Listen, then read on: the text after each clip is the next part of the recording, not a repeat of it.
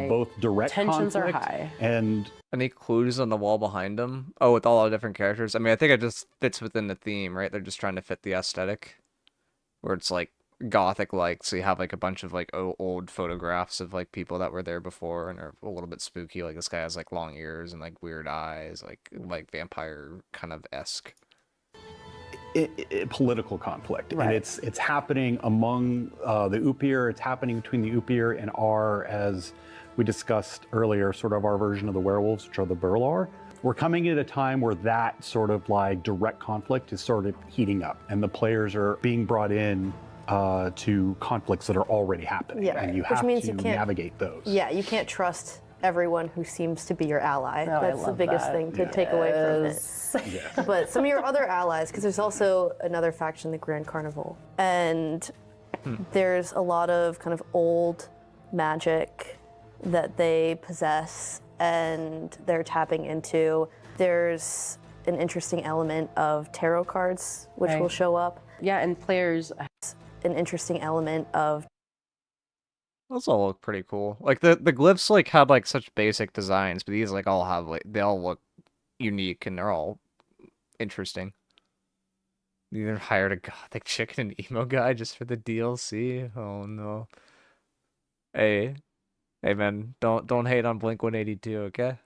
tarot People like it, cards, they like it, it's which will good. show up. Yeah, and players have already been introduced to the tarot cards in Is that the video Damien that they will watch Targaryen? hopefully earlier Okay. It does look before like this him. came out. Perfect. But yeah, so they'll get to see some of that, and they don't get to see the gimmick in that video, but they do get to see some of that artwork, which Awesome. was really cool. It's really good stuff. Yeah, and so that's heavily tied to one of the main characters that the player is going to meet, which is the Fortune Mother and Namkuzu, who is the leader of the Grand Carnival. Both of those designs were done by Thomas Ebula, and they contrast very heavily to our Upir characters, such as Alexi and Cecilia and Lynette. The color palette. You think we get more concept art for the load screens? Because the concept art's always so cool to look at. Like, I think that was, like, one of the best things they did to, like, kind of hide the load screen, if you will. They just show off the concept art, and it's like, this game has some, like, really cool-looking concept art, I'm not gonna lie. Palettes are very distinct, so you can immediately tell, like, which group is part of which. The Grand Carnival is definitely more eclectic, definitely more ceremonial, because of their kind of heavy roots with this older type of ancient magic. And it goes back to what you were talking about earlier, where a lot of like the costumes that they're wearing are supposed to evoke a little bit about who they are, Oh, or a absolutely. bit about who they Yes. are, right? It's their personality is also rooted in their vestment, right? So I think that we've covered this pretty well, but I do want to know, who was your favorite character to work on and why? Cecilia. Cecilia. Very quickly Cecilia. with that one. Cecilia. Why? Why Cecilia? I think Cecilia, for a few different reasons, is the most interesting character that we have. And I won't go too deep into it. I'm excited for players to meet her and talk to her. Alexi, I love designing Alexi. He's a really interesting character, and he has an interesting relationship to Cecilia, so we designed them. Alex Fuhrer designed Cecilia, and he and I designed her and Alexi concurrently. So you can see similarities between their designs, and we designed them in a certain way that reflects kind of their dynamic and shows off some of their backstory and their own personal histories. Yeah, their bond, as it were. Yeah. Right, Mike? Sadly, I cannot talk about my favorite character that I created. a little bit of a because spoiler. All of the characters that I created, we can't talk about because you need to play. Our three favorite characters we worked on are very closely related to each other. Yes, so they interact with each other a lot. They're part of the grand scheme that we're going through my here. So gosh. I can't This is the kind of thing where I'm just gonna, like, rush. Like, I'm the kind of person that's probably gonna rush through on most of these playtests and not really pay attention to the story, and then after I'm just gonna be so confused to what went on. But I'll at least play it slow for one character, I hope. talk about it, but I will say that I do both enjoy the returning characters that are from previous parts of New World and how they engage, as well as Alexi. Love Alexi, love the archetype that we went with and how we twisted and bended a story, a human story that's as old as time, into this like overarching narrative. It's awesome. You did a great job. But yes, I'll leave it at Alexi for now until players get to play, and then maybe you can guess which one I created and what is my favorite. That. So, Can there be like a little like sneaky, very high level hint? it is. They'll be like, this is the one that Mike was talking about. I'm gonna go ahead and say it is a returning fan favorite. Oh, that was good. No, that was not. good. Okay, well, on It's gonna that be like note, from, like, the Crow thank you people. all for sitting down and talking about the characters of Nighthaven. I really appreciate it. Isabella. Thank you, Paul, Kiana, and Mike. Isabella Thorpe. All right, well, let's How talk many about versions the of Isabella creatures Thorpe of have we had? Nighthaven. With me, I've got Chad, Krishna, Ryan, Guanchen, and Paul. So we have already talked about some of the characters that our players are going to find on their journey through this zone. Let's talk about the creatures. And Paul, we have you back with us from Narrative. So is this another situation where narrative kind of defines the broad path forward for folks, or is this something where you're just kind of giving a little bit of information? Like, tell me how that process starts. It's a framework. So we kind of come up with a basic idea. What is the fantasy that we're trying to deliver to players? Like, what do we want you to feel as you're going through the game?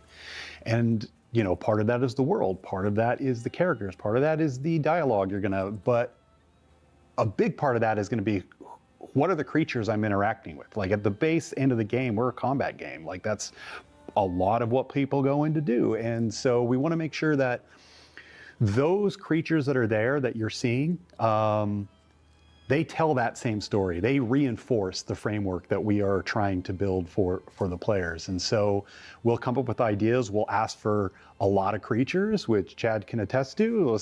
Yeah, so lore and narrative gave us a really fantastic foundation to build all this stuff off of. As character designers, we really love getting, the images, even like rough sketches from the art team. No, there will be nothing to data mine for until 2 to 3 days before when I do a pre-patch, and then there will be stuff to data mine. Or lore notes or whatever, because those little sparks just they magnify out to things that we can do with combat and creatures and everything. So for this release, I just counted before this meeting, I think we have roundabouts 40 new creatures, which is pretty nutty, pretty amazing. We got all that together for this one release. It's pretty great. And we've kind of broken that down into, 4 or 5 kind of family groups. So we've got Upir, we've got the Berlar, we've got our Inquisitors, what we're calling kind of ghastly horror creatures, and our wildlife ones. It's a really fun. All right, I might put it at 1.25 to 1.5 until we get to the part where they actually talk about stuff that would be more interesting to the PvP people. I'm trying not to interrupt it much, but I don't think people care about this as much. Cast of characters, everybody here kind of helped build them out, and to kind of kick things off, Guanchen, you want to talk about the Upir, kind of our take on vampires of sorts? Yeah, sure, definitely. So got Upir, vampires and Upir, werewolves it is a and vampire-themed spiders. creature type that the player will encounter while in the adventure in the Nighthaven.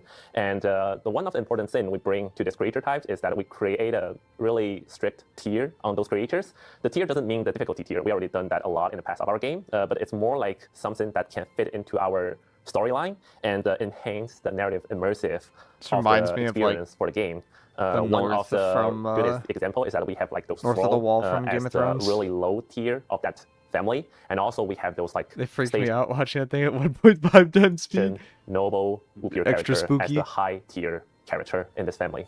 And also it is our first time to bring a broad mechanic around those characters. One of the mechanics is consuming, which is the high tier Upir character. They will consume the low tier one to gain extra power. And it is also some creature to creature interaction that we really want to establish in the past. So it's kind of like Gorgon, where you have the second boss, or if you don't kill everything off, the werewolf will consume the crow, or consume the spider and the other mobs, and then we'll get stronger. So similar to that, where you probably have to finish the ads and then go back to the boss and finish the ads and go back to the boss. But right now, you now have a chance to show it as an open world creatures.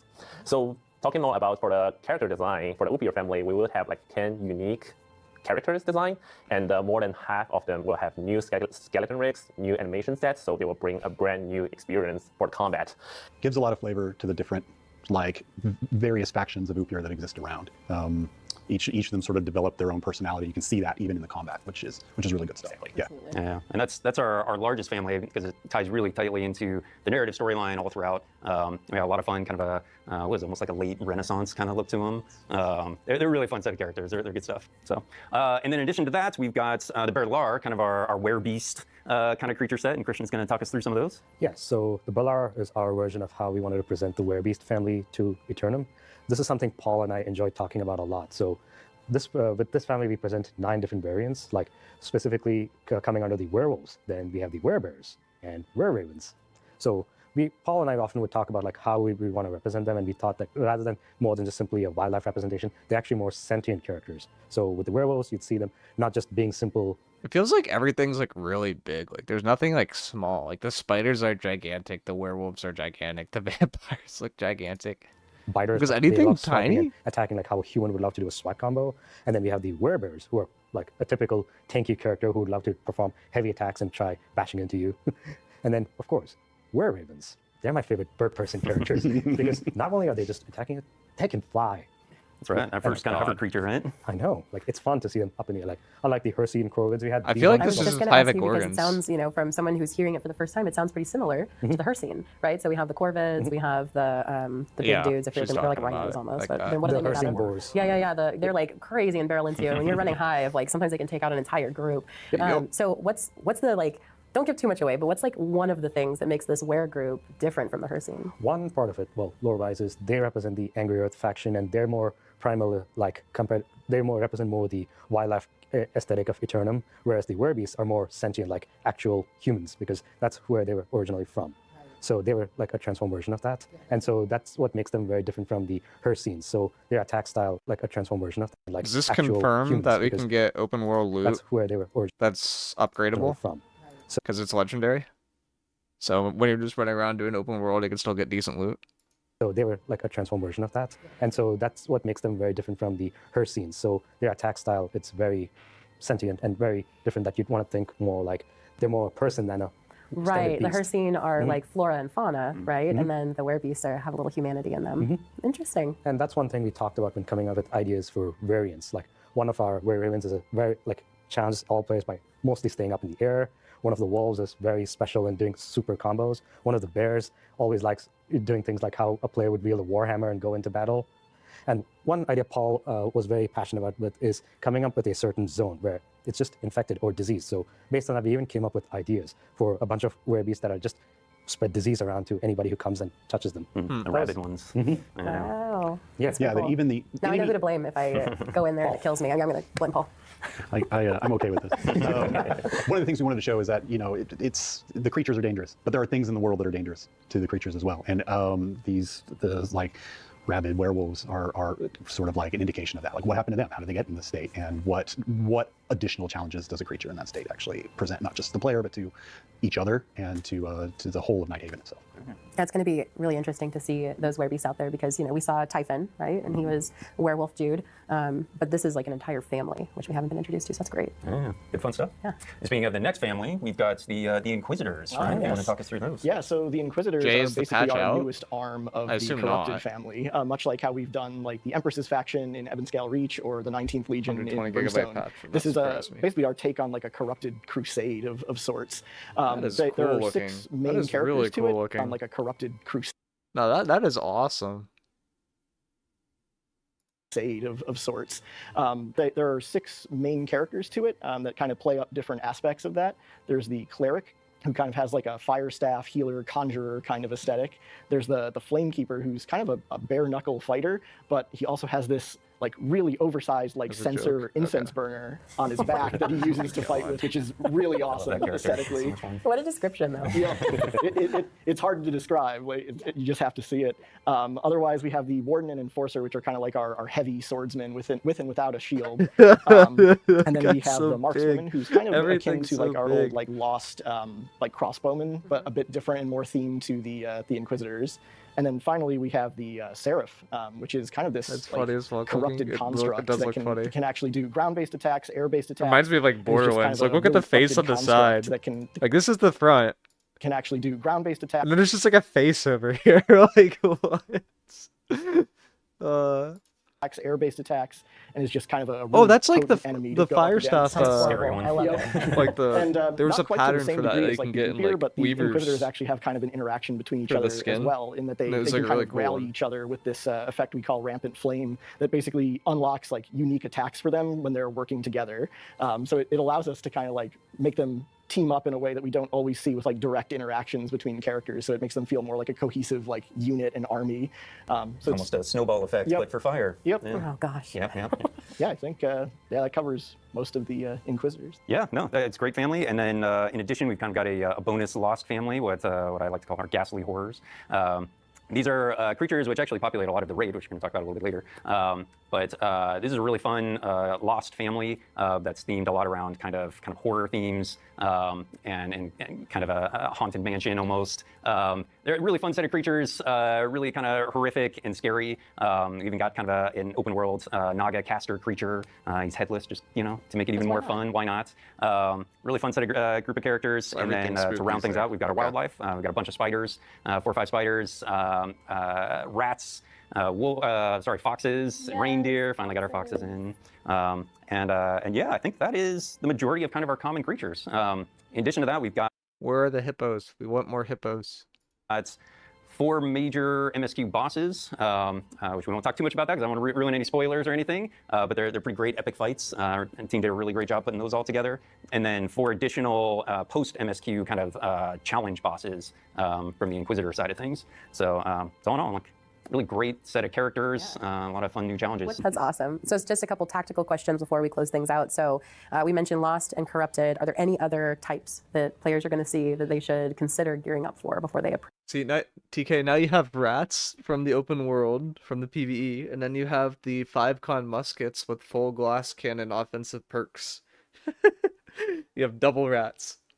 Approach. Should be wildlife for Burlar, right? Did they nerf Sacred? Yeah. The other one is what really. are the levels? What's the level range of these? The MSQ is 65 to 70. Okay. The content range all the way through all the end game But we haven't got there yet. This is all. This beginning part was just like exposition of like what the world is about. stuff is all the way up to 80.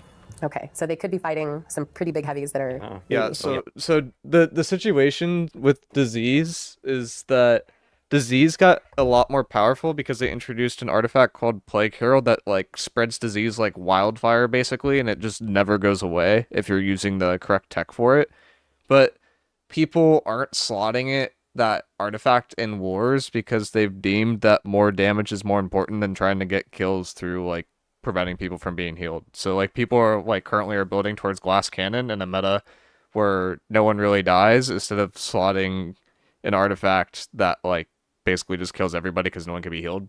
So it's kind of just like a bad leadership moment more than anything else. Are we talking gold bar 80? I mean, they don't have a skull over the head, but they probably should. Okay, good to know. Well, thank you, everybody. Thank you, Chad, Krishna, Ryan, Guanchen, and Paul. We really appreciate the time. Let's hop into talking about the new raid, the Isle of Night. I've got we're Chad, starting to get to the Lon, fun part. Darren. I'm gonna go back to 1x speed because the raid matters, Catacombs probably matters, and then towards the end, I think we get into the PvP stuff. And Krishna joining me for this conversation. Let's just go over a very high level. What's the raid? What's the journey? What is the player going to be doing? What's the story? Yeah, so Isle of Night, format-wise, is pretty similar to Hive of Gorgons. Also, how's it going, Shane? Length and format are very similar. We got 3 bosses. We've got loads of kind of trash enemies in between, some light puzzles here and there. Got loads of kind of trash enemies in between, some light puzzles. That right there is probably a mechanic. Puzzles here and there, and it's set in an entirely new Yeah, I can see it. part of the world. This isolated island of night, surrounded by mist, which is really phenomenal kind of look and feel to it. Some of the best stuff that we've What build even plays Plague Herald? People have slotted flails on it to mix success. It's generally best on a fire staff, but most of the fire staffs like to do damage and not like prevent people from being able to be healed because they get better leaderboard scores if they play to do damage. So like I'd say like fire staff would be good at it, flail's okay at it. A flail VG can feel pretty good at it. Like there's probably like 3 to 4 different roles, but the main thing is weapons that have access to large AoE hit abilities generally are best with Plague Herald. ever put out, I think. Kind of that, and Juan, do you want to talk about a little bit kind of the setting? Yeah, it's gonna be a little familiar to the players because it uses a lot of like our Lost kit, but it has a little twist because it used to be like a powerful city at some point, but after everything's being destroyed, you'll see Lost and destruction together. But it's super cool. I'm excited for players to see it. Nice. And these are the Big like knights. brand new, interesting mobs are in there. So like there's things that people haven't seen yet that they will see in the raid. Yeah, most of the enemies kind of lean on our 4 giant dudes in the same fight. been calling kind of our ghastly horror creature set, as well as kind of some of our lost Then another person. knights. So this is a boss. The overall theming on the island is this kingdom kind of fallen to ruin. The interesting part here is there's like a lot going on in this fight at the same theming time. on the Like you have a tank controlling this guy, you have everybody fighting him. There's another guy over to the left. Island is this kingdom kind of fallen to ruin, and that the actual progression through the zone is kind of battling from the docks to a fortress. If Darren, you want to kind of talk a little bit about kind of the level design of it. Sure. The thing I think the team stuck to really well was making the journey kind of upwards towards the ending tower. And the pacing is a little different from Hive of Gorgons. Hive of Gorgons was action, puzzle sequence. Hive of Gorgons was action. This guy missed the jump when he put it in the trailer. Imagine being that guy. It's like if we missed Puzzle sequence, boss, going in across 3 Oh, chapters. it's 100% intentional. This time we decided to focus in on funny, though. one real puzzle sequence that is randomized every time, so you can't necessarily learn it. I think it came out really well. The team put a lot of work into it. Yeah, and the kind of overall story of it is effectively this Reminds you of like Shattered Mountain with the top that's like swirling around. kingdom that was protecting this powerful ancient relic, the Spear of Longinus, and how the rulers and the inhabitants fell lost, and the city kind of went to ruin and chaos. And now there's this new enemy there trying to seize the power That was of Scott this Lane relic that missed the jump. and take over the island. And players, of course, have to heroically stop them. And that kind of leads into talking about some of our bosses. So as the players arrive on the docks, they're greeted by our first boss, the Jester. It's a really interesting design. Christian, if you want to talk a little bit about kind of how he looks and functions. Well, think of it like you just walked into a carnival and ran into a random clown. That's who you're fighting. This is indeed one of our most puzzling boss fights ever. Like, not just in terms of mechanics, but even the So you got a front and a arena back itself, side, so you have to fight like both at the same time. So like while the tank's on one side, the other side can a be massive hitting square footage. Yeah, it's a thing. It's far and away the biggest boss room arena that we've ever even tried to make. It's huge. Actually, it kind of exists as 3 individual kind of boss areas. And the Jester is kind of pulling tricks and moving around between them. A lot of tricks. Yeah. Very fun. Yeah. We have Siege. We have Siege in PvE. They just buffed Siege. Surely we can just one-shot it, right? Yeah, and really requires a lot of teamwork to understand where they need to go and how they need to respond to all these different tricks that the jester is pulling off. From a kind of a role and kind of what's demanded of the player side of things, we definitely wanted to keep a lot of viability across a bunch of different builds available to players. So none of the fights really demand a strict composition of players. I'm gonna call cap on that one respectfully. That is a big cap, but I appreciate it. There are a couple that are going to need, they're going to benefit from, potentially having an off tank or potentially having some ranged characters. I think we've seen some people pull off some pretty impressive stuff regardless. But I think from my perspective, I don't know, feel free to contradict me, everybody, but I think having a variety of different roles within the raid, melee, ranged. But the Jays are crushing it, dude. Have you seen like the Jays, like Blue Jays games versus the Yankees? Like they're putting up so many points, it's ridiculous. Debuffing, healing, tanking. Now, is that perspective coming from you being a tank that you that you have this preference of maybe there's an off tank? Maybe. You always need a tank. Yeah, but you will always need an off tank. Sure. I love DPS. Yeah. Kind of. But one thing I can calmly agree with, like it's TP. like when you see if I can get the exact spot, but like. Sorry, we're getting sidetracked, but like this boss, there's no way in hell you could do this without an off tank. Like there's like 4 mechanics in here. Like surely you have like one tank that's holding one boss that everyone else is fighting, and then the other tank is holding everyone else. Like there's way too much going on. Have they said how much a carry is gonna cost for this new content? Oh god, it's probably not gonna be clearable at the beginning. Very fun. Yeah, a lot of viability across a bunch of different positions. From potentially having an off tank or potentially having some ranged characters.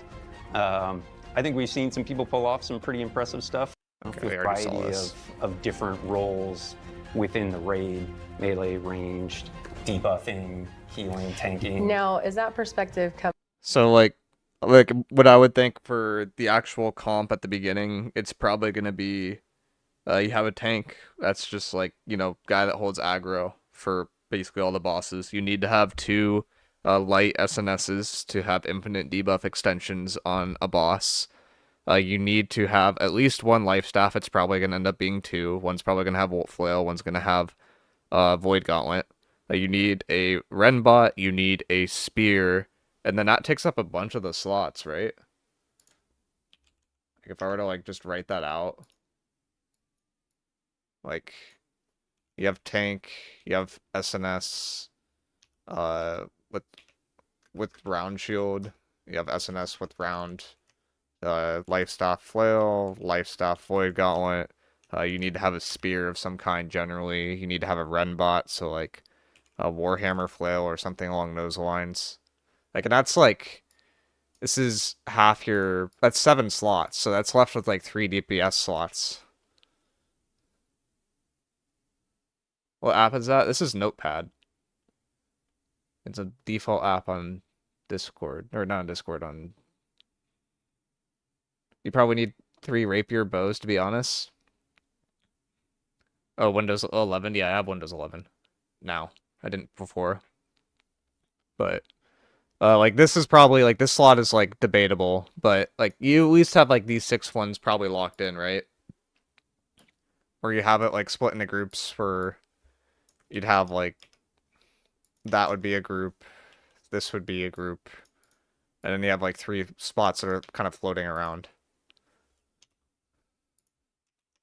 So if you needed, like, double tank, you'd have a tank here.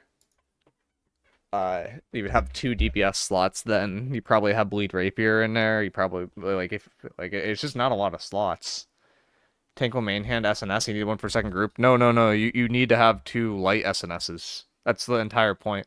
It's like if you have 2 light SNSs, you could have infinite debuff extensions. Like it's not just, hey, we have a tank, we have an SNS, we don't need this. You run Mound Shield as a main tank, you don't need tower. You probably need a tower. It's a raid. Think 1 is enough? You're just not gonna have infinite with 1. Like, you'll have high uptime, but you won't have infinite. Yeah, you need the round for extension. So, like, okay, maybe you cut this and then you have a normal tank, but I highly doubt you can run a normal tank with a round.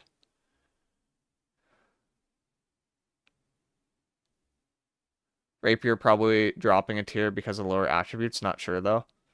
Yeah, I mean, you would think, like, pure weapons would be a bit better. There's always, like, trade-offs with different things, but it's just, like, a lot of these slots are, like, kind of locked in. Like, I don't like going out and saying, oh, you could play whatever you want in the hardest content that's ever come to the game. Like, don't worry about it too much. Like, that's just total bullshit, to be honest. Like, you have this, like, you have 2 out of 10 slots are definitely a life staff. You definitely have a tank. You at least have 1 SNS with a round shield. You definitely need a spear. You definitely need a Ren bot.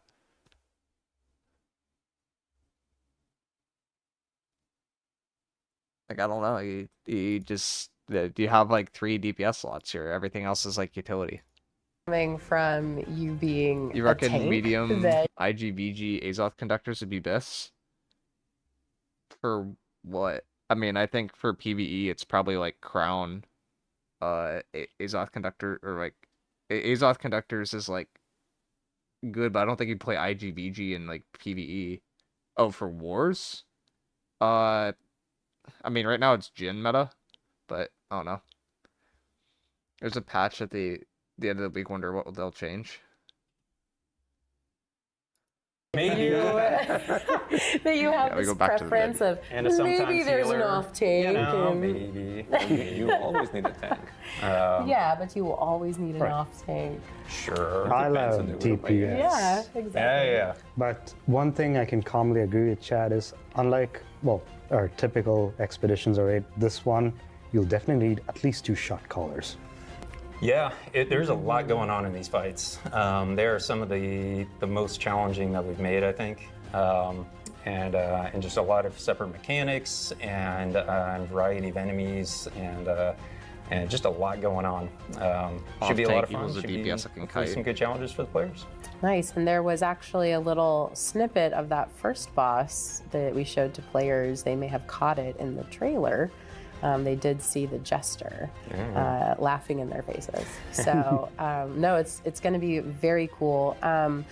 Is 2 there shot callers in any? EU Is skull. there like a mixture Yeah, of does enemy EU even types have in 2 there, or shot is it callers one left? particular kind of enemy? We Just mentioned Lost. Lost. Okay, Yep. so if I'm gearing up and I'm concerned about any kind of perk I have that's nature, doesn't matter. Corrupted doesn't matter, Nope. but Lost. Just go Okay. full on Lost.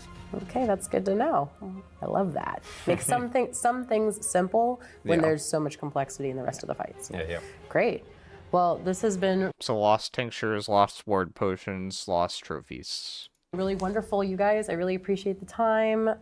Chad, Juan, Darren, Krishna, I really appreciate it. Thanks so much. So up next, we're going to start talking about another thing we're very excited about in Season 10, which is Catacombs. So to help me with that, first up, we've got Isaac, Dan, and Lawrence.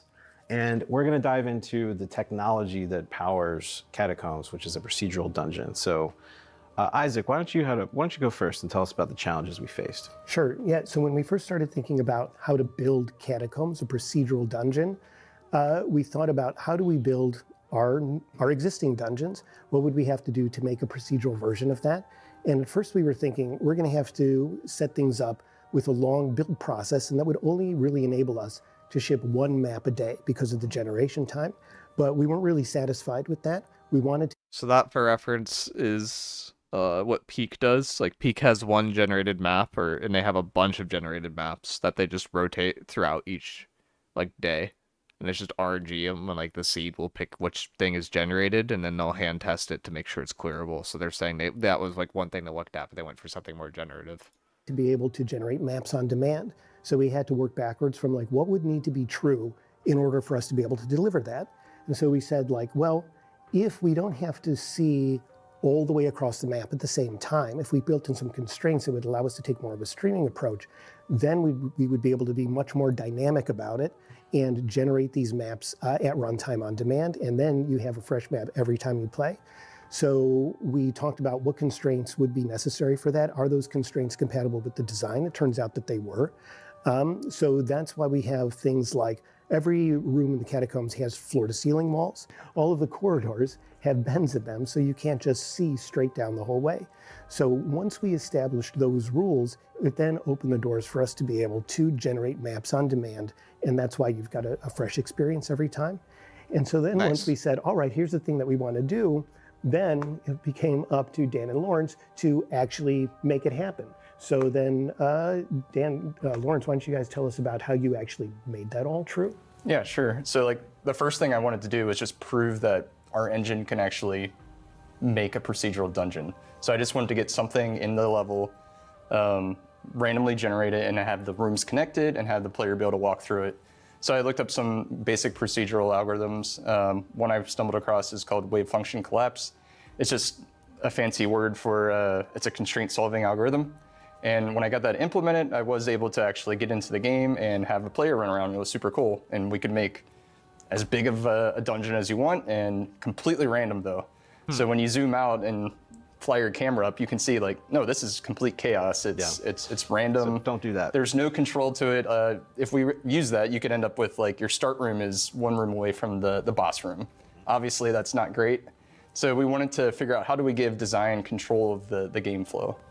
So yeah, so I don't know why this guy goes deep into computer engineering for this part. I mean, this is the cool part about this is that they didn't like reinvent the wheel. Like they used something that was already existing, leveraged it, and then manipulated it to get something that they want. So we really wanted to control that chaos, right? So some of the constraints or like design goals were like, maybe we only want 5 bosses, right? Or maybe we want stores before every boss, or we would want some locked gates and keys and puzzles, things of that nature. Or maybe we want to add some cycles so the player doesn't just backtrack too much. Yeah, so going into the cycles, it's kind of a cool design concept that, you know, as you said, makes players not have to backtrack as much. It can serve multiple purposes, but like an example, the simplest form is a player enters dungeon, they go down a path, they reach the end of the boss room, and they beat them, and then when they leave that boss room, they're conveniently back at the start. So this is like rehashing a boss that we saw from Expedition, right? It's like the Ifrit boss from the Fire Expedition. Yeah, from Imperial Forge. Yeah. Room and they can leave the dungeon. So that's like a simple loop. Another example is like a locked door and key puzzle. So players walk into a room, they see 2 locked doors, but then they look around, there's one room that's open, so they can go through there. And then on the other side of that room, there's a lever, and it opens that door that they were prevented from going into. And it also conveniently opened the other locked door, and now they can go through the dungeon. And then the third kind of high-level cycle concept is through the dungeon. And then the third... So you go from there to there, so you have like a map. Third kind of high-level cycle concept is a forking path. So you can have, you know, a short, risky path that the players can choose to go down, or maybe there's a longer, less risk, but less reward path. Those both converge back to the same point at the end, so it allows the design still control the general flow of the dungeon, but it's still another version of the cycles. Lawrence, you worked a lot with the designers on this, so I'd like you to tell us a little bit about how you work with them. What was your workflow like? Go back to look at the pot bar. But at the end, there's a long, you know, concept is... The legendary pot? That's probably just a playtest thing. The mechanic at the bottom is probably like some sort of timer. Everything else looks pretty similar. The dungeon has buffs once you... Yeah, like this like detonate like looking thing. Yeah, it's probably like a damage buff or something like that. The pot is to cleanse a mechanic. Okay. Oh, so that's... Okay, it's just related to the game mode.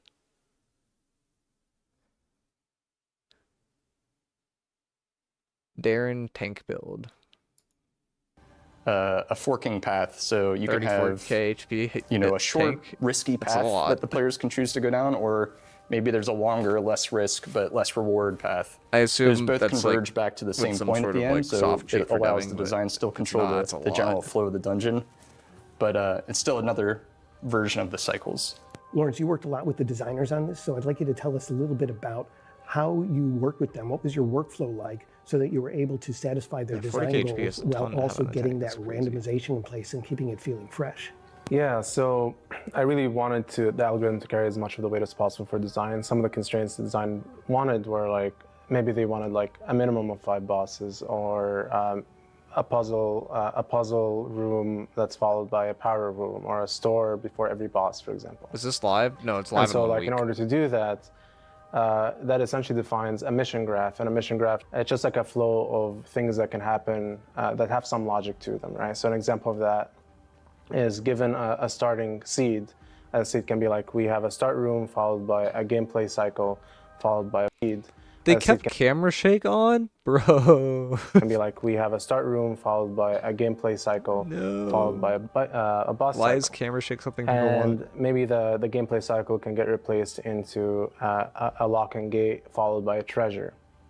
And the boss can be replaced by a store followed by a boss followed by a power-up. And each iteration of this, like each one of these rooms, can then get replaced further into additional cycles up until you have a 100-room dungeon. That's pretty huge.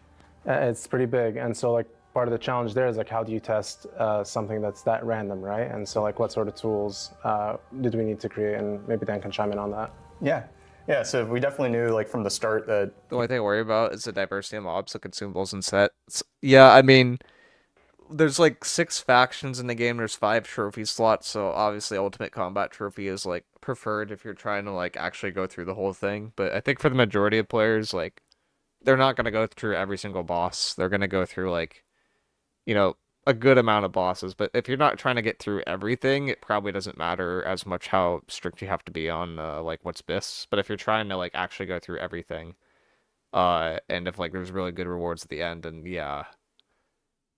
They said they don't like tanks doing huge damage like it currently is.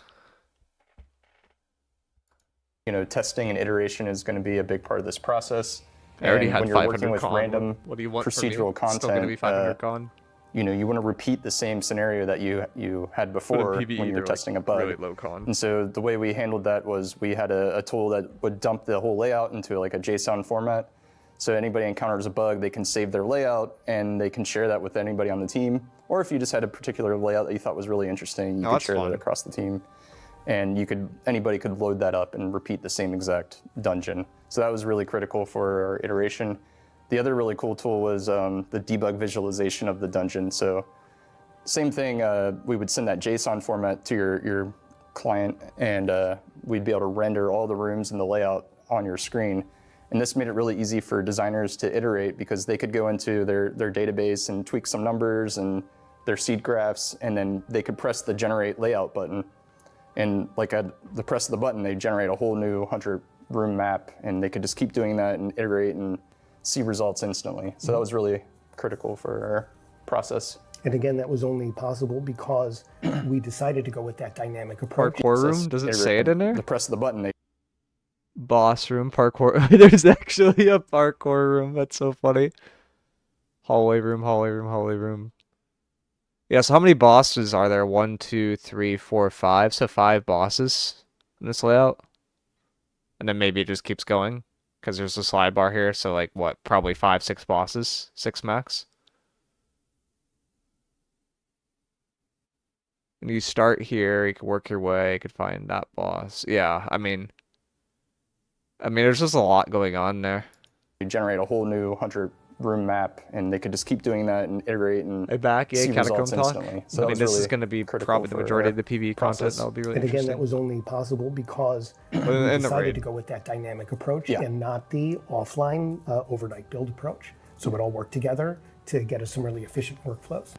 Yeah, so it's really been, because it was pretty early on when we first got like that first version of it working with just like totally random. This is really cool because it's like they had an option to do something that was more simple that like other very successful games have done, like Peak, and then they had an option to do something more complex with a higher reward, and they chose something that was more complex with a higher reward, and it sounds like they delivered on it, or at least I think they did. and it's been really cool to see all of this stuff get built over time. And it's kind of been like fun from day one, but it just gets funner and funner and funner. So I think you all just crushed it. Did amazing work on this thing. It's a great job. Thank you. And well, that just leaves talking about the design of the mode itself. So we'll get into that next. So with that, we're going to start talking more deeply about the design of Catacombs, the mode. And to help me with that, we're bringing back Darren, Nix, and Chad.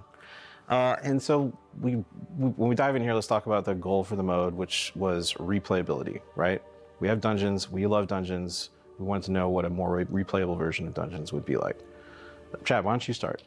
Yeah, so kind of to your point, I mean, I think one of the most interesting aspects of this game mode when we first started talking about it was taking all these pieces that we have from the game and turning it into a really dynamic format that's going to be different every time you do it, that's going to be a relatively short duration, where it's a 30-minute timer, so it's like it's going to be a relatively I don't like dynamic this format that's going to be... I don't like how you pick up a consumable and it doesn't automatically go in the empty consumable slot. Different every time you do it, that's going to be a relatively short duration, where it's a 30-minute timer, so it's like it's a capped experience length. You know, kind of random generation, variety of enemies, pulling in everything that we've got basically, or nearly everything, as much as we could squeeze into this build. And yeah, giving players same group a little bit of a smaller, more intimate experience. So only 3 players max, but allowing people get in very quickly. We don't want people sitting around waiting for a queue to pop for, you know, minutes or hours or anything. When you queue up, yeah, the tank is you're tanky. the only one. You go in, I think within a minute, pretty much, and then you'll get backfilled people as they become available. So we really want to kind of speed up the experience of getting in and doing a dungeon crawl, and really leveraging all these assets and really cool things that we've got from the game. Accurate. They're getting rid of attributes and adding one more. So yeah, there's a lot of pieces to it. There's a lot to talk about. But Darren, you want to talk about kind of the flow a little bit once you're inside?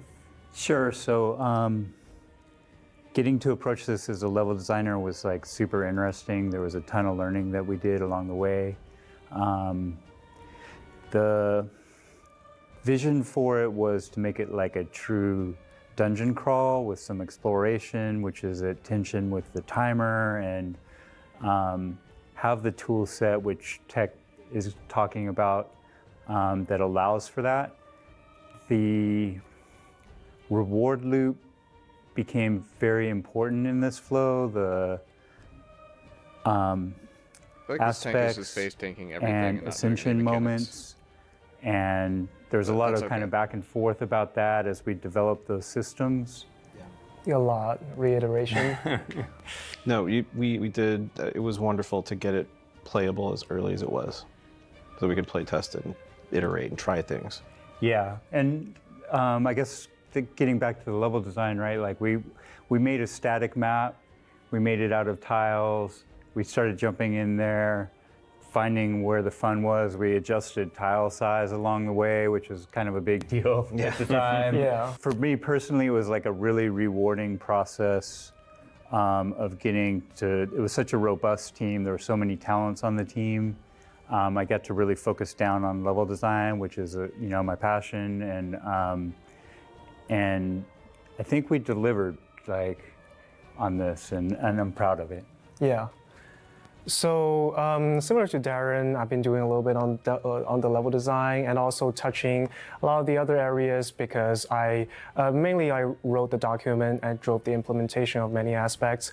And I, you know, as a team, we really want to put this game mode together as a complete game loop, a self-contained experience, and that starts with, you know, matchmaking all the way from combat, encounters, and then level up, and then finally we top it off with the moment of extraction. So before the extraction, you kind of are just wandering around the dungeon.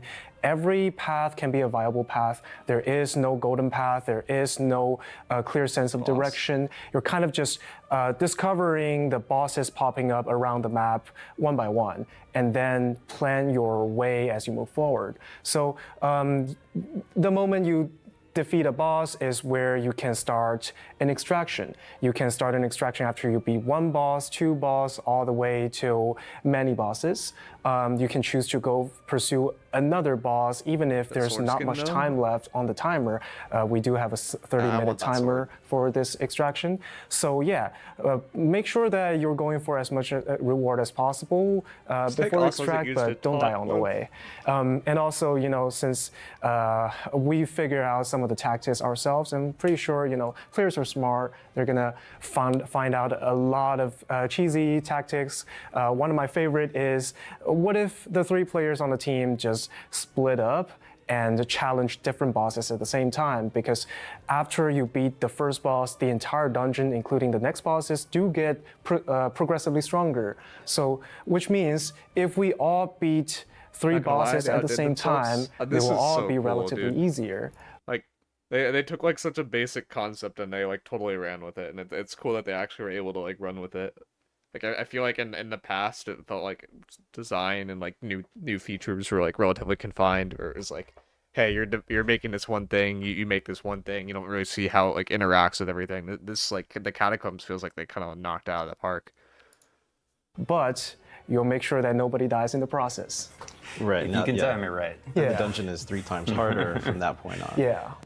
So that's a tactic. I think what's really interesting about Catacombs as well, kind of to your point, is like we're not enforcing kind of the holy trinity of archetypes in this particular mode. You know, when you log in, when you join You up, say those are booty shorts? mode, Those are not booty shorts. Those are like gym shorts. What do you mean booty shorts? Ben, that's how I know you haven't been in California. The booty shorts like actually like they are that short. That's why they're called that. These are not booty shorts. you know, So when too you high for the gym? log in, when you join up, Have you seen it long could distance be, runners? You know, 3 players doing a DPS roll. It could be See the long distance you know, runner shorts. 2 players doing healing. It could be 2 tanks, He's 1 also tank, sitting no down, tanks. yeah. There's a variety of different roles that you might be matched with. So your tactics are going to change based off of who you're playing with. And then we've also got the power-ups. That'll let you kind of tweak your role a little bit. This is Nimble Coat. This is the Artifact Life Staff from before. So we call it aspects. What it allows is to gives you Death Step, jump 700% further after backstab and headshots with a 10-second cooldown and kills. you a lot of utility skills. Summon the sea monster attack when you hit 2 heavy attacks in a row. 18 in total that partially transform your role from your current role to somewhere either more extreme or more well-rounded. You're a summoner now, so for boys. example, Hell yeah. if we got a team full of 3 DPSs, you know, usually I'll be like, oh, we're screwed, right? Let's just start another match. But at the beginning and, you know, throughout the matches, you do get these aspects one by one. Wait, why would you ever get 3 DPSs though? Like, shouldn't there be a roll queue? Like, am I crazy? Like, isn't that like not really in the design scope at that point if you just have a roll queue? Like, I feel like that's the easier solution here. There's no roll queue? Ew. Okay. And some of the aspects, like the aspect of Paladin, allows you to heal all your teammates, you know, when they're relatively far away from you, even with every hit you do. So you kind of transform your role into being sort of like semi-healer. And let's take a mage as an example. If I am in a mage build and both of my teammates are DPSs, I can either go all out on a mage build, or I can go for a paladin / reaper build to empower my teammates and let them heal throughout my combat, or I can even choose aspects such as mana ward and, you know, all of the spell warden aspects to make myself a semi-tank. I will do relatively less damage, but I will have incredible tanky moment-to-moment these moments. And I mean, the thing is like, say I'm a DPS and I want to play tank, and I don't want to run like taunt gems, and then I'm increasing my survivability, which therefore then decreases your DPS.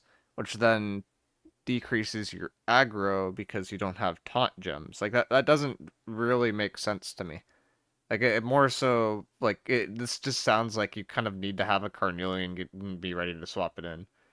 Yeah, you'll have to have multiple sets and respect. I mean, that just seems like the easier part to me is like you just go in with a pseudo like DPS set, go in with like a pseudo tank set, and like just swap them around. Might give you a threat on the aspect. If it does that, it would work, but it needs to have the threat. And yeah, so I'll basically tank a lot of monsters to enable my teammate to do the damage. And just so it's clear, because it's a bit clear from context, but what are aspects and ascensions? So the ascensions are effectively health and damage increases. Yeah. I think we did, 10%? Yeah. So the players are increasing their health and power. That's why they have so much HP. And as you mentioned earlier, every time you defeat a boss, they get a large jump in health and damage as well. Yeah. So the players kind of trying to keep up with the bosses through ascensions while the bosses are also increasing in their power. There's 6 potential bosses within a Catacombs run. The rewards increase significantly. The boss. Dude, that just sounds so gross. Yeah, 2k gold each run. Yeah, it just sounds so gross. It's the problem with doing like multi types, I guess. I mean, maybe you can go through like the first 3 or 4 bosses and you don't really need to like use coatings or you don't need to use ward potions, and then like the last boss, like you can just do it. They just make you have a universal buff. It's just not this complex. I mean, yeah, that would be the easier solution. For each boss that you manage to defeat, there's 2 resources that you might get out of it. There's there's more you buffs. manage to defeat. A rodent toxin gives allies 10 seconds of rodent immunity. Receive 3 toxins now. There's 2 resources that you might. Heavy hits below 40% health. Build a barrier to immortalize and heal allies. So if you're low HP, you heal Get them out of it. and There's they don't die. Okay. sterling as well as crowns. The sterling you're getting for every single boss. The crowns start at boss 2 and ramp up from there.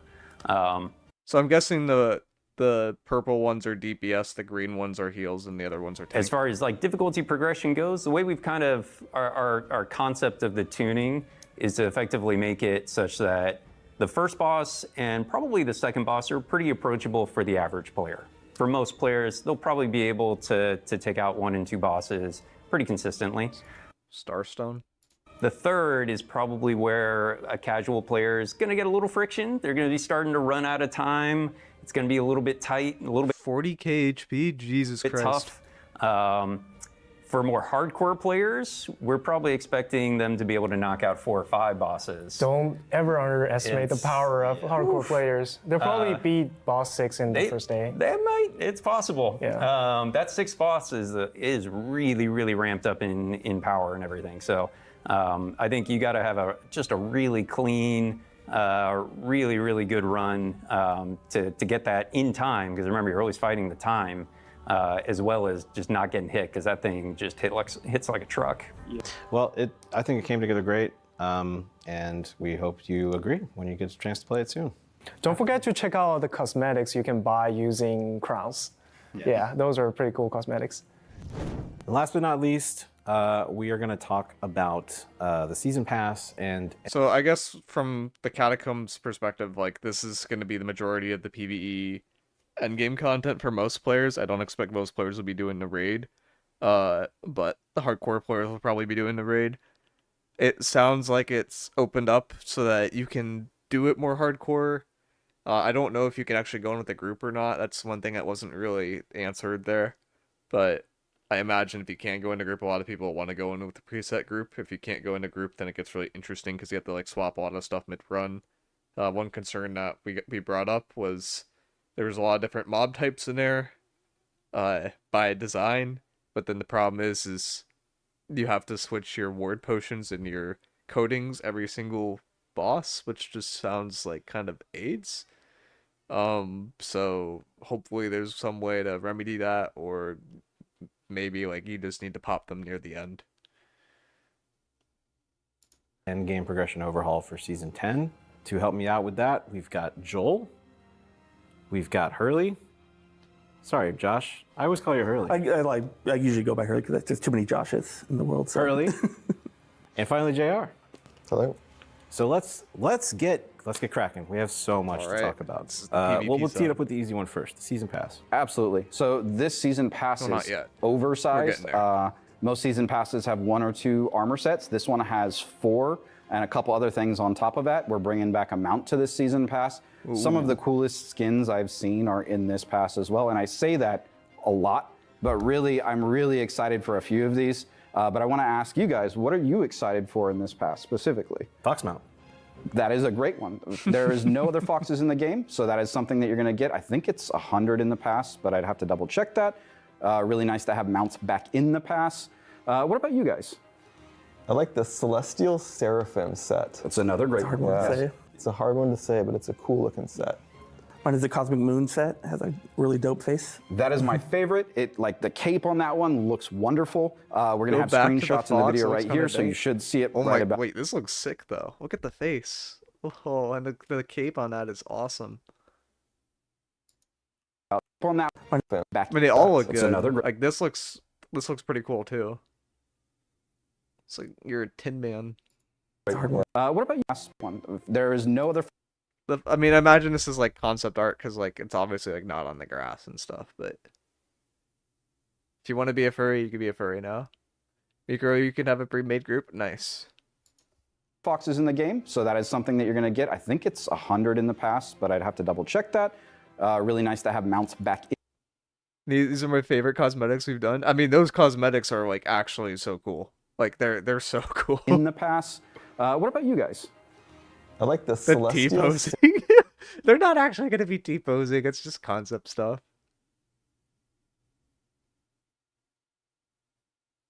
Seraphim set. That's another great Hard one to say. It's a hard one to say, but it's a cool looking set. This is Mine is the awesome. Cosmic Moon set. It has a really dope face. That is my favorite. It like the cape on that one looks like, wonderful. We're gonna have this is like wallpaper-esque. Like this is just like so cool. shots in the video right here, so you should see it right about now. Right? Yes. Cool. Thank you. Really look forward to seeing what you guys think about these. I think you're going to be pleasantly Dye that one surprised. white. I think Oh, our yeah, you artists can you killed dye these skins? items. I don't know if you so could dye skins. Keep an You eye can out dye for this. There's some translogs. really cool stuff in this pass, more than what you've seen in most of the other passes. Nice. Yeah, and so, well, now let's dive into the end game, the rest of the end game stuff that we've built. So You can dye 'em? The announce blog post is already live. I've never We've all dyed a seen skin it, before, So that but does that- a pretty good job of That's gonna like look really listing cool. out I mean, all the of this visual stuff. effects on it are just like, I'm fantastic. glad that that's out because there's so much to talk about. We're probably going to forget a couple. They of just finally wanted to make gold from skins. I mean, I think that's like probably the way that everyone's kind of doing it going forward. No, like that's been like the easy low hanging fruit where no gamer really complains about having good skins. Gamers are very happy to spend lots of money on skins. Just look at League of Legends with the Fox Girl skin that like sold for like over $100 and went crazy, and people started like banning the character in game and competitive because they didn't want to see the skin because there was like a protest against it, but people still bought it anyway. Like the Riot figured out how to make a ton of money off of that thing, but like I feel like it's like the low hanging fruit to make a lot of money. It was $500. Was it actually $500? I thought it was like 100. things. But we'll There's start no way from that the was very 500. top level. So somebody, and I won't say who, already cloak accidentally also has a said moving that we're night sky raising on our it? gear I don't know what score. you're talking about, right? 800? If you hadn't heard, Yes, 800 gear score. There's a lot of sweeping changes in here. There's a few things we really wanted to hit. We're going to talk about a lot here. This is a very meat and potatoes segment for the in-game progression. Some of the goals I need that. We've had an hour of fluff. that we really wanted to hit for this is we wanted to make sure we parts are felt cool, like though. even some of The the older Catacombs stuff is really gear still stayed viable. So yes, we're adding new systems, we're adding We set all laughed bonuses, when he accidentally we're going to leaked get 800 into gear score.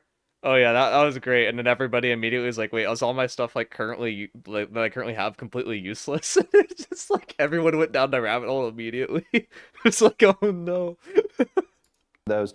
But we also wanted to make some of the old gear, like the illegal perk combos, still feel viable, so you can level those up. Unlucky. So we really focused with the umbral system to allow all gear to be leveled up. And again, we'll talk about more details on that in a second. But I do want to call out that umbral is not a crafting system. It is a contextual menu. You click on a piece of gear, you right click, and you can upgrade anything that's gear score 700. It doesn't matter what it is. Everything that's 700 plus is upgradable. So there's a lot of questions on Reddit, there's a lot of questions in the YouTube videos, but I want to clarify that if you have a piece of gear, if you use your some of your lower level stuff, if you make some Gorgonite stuff, all Frigid of it Dawn can for be the win. turned to... You don't need Frigid Dawn though, right? Because you have the different charm slots. Like you could have, they talked about later on in this where like in M3s you could have 4 different unique charm slots. We know there's offensive, there's defensive, there's skill charms. So you could already have those illegal perk combos that you couldn't have in the past. So that's not really the reason. Like there's more to it than just like, oh, I'm just gonna use my Frigid Dawn because it was bis in T1 and upgrade it to T2. Like you're probably gonna find better stuff. Gear score 800. To clarify though, it's not all items, right? It's just like armor, weapons, yes. right? Armor, weapons, Goals to jewelry. make gear You more can't viable. upgrade- Yeah, I mean it's definitely like I like the idea of making stuff upgradable because then you can like introduce things in the future and then stuff in the past remains like usable to some extent as well. There's like a few like edge cases where it gets weird with like stuff that doesn't contribute to gear score like shields, but like generally speaking, playing the game of like upgrading gear score I think works pretty well in New World. Your trinkets, you can't upgrade your bags. Thank you, that is a great call out. And it makes it super interesting to gear out too, right? Because you have like certain people that want to like, I want to be really, really tanky. I'm going to go all defensive stuff. That's bis for me. You have someone else that's like, I want offensive stuff. That's bis for me. Ideally, you could sell some of the gear, but you probably can't because I think most stuff at this point is fine on pickup. But like there's aspects there where you can like interact with different player bases and people can pick up what they want to pick up.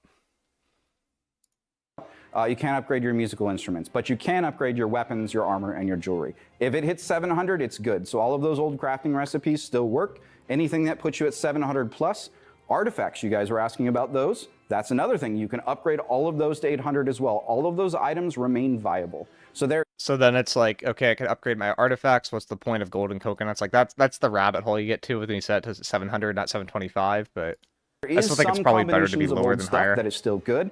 Some of them are traps. Yes, you don't want to upgrade everything. You want to be very careful. We'll talk more about Umbral in a little bit in the segment there. I think we have it on the list here. I want to make sure everyone's aware that everything can be upgraded. It is not, you don't go to a crafting station. You just click on the item and you can go to the menu and upgrade it with Umbral, which is a currency, and we'll talk about all those details in a little bit.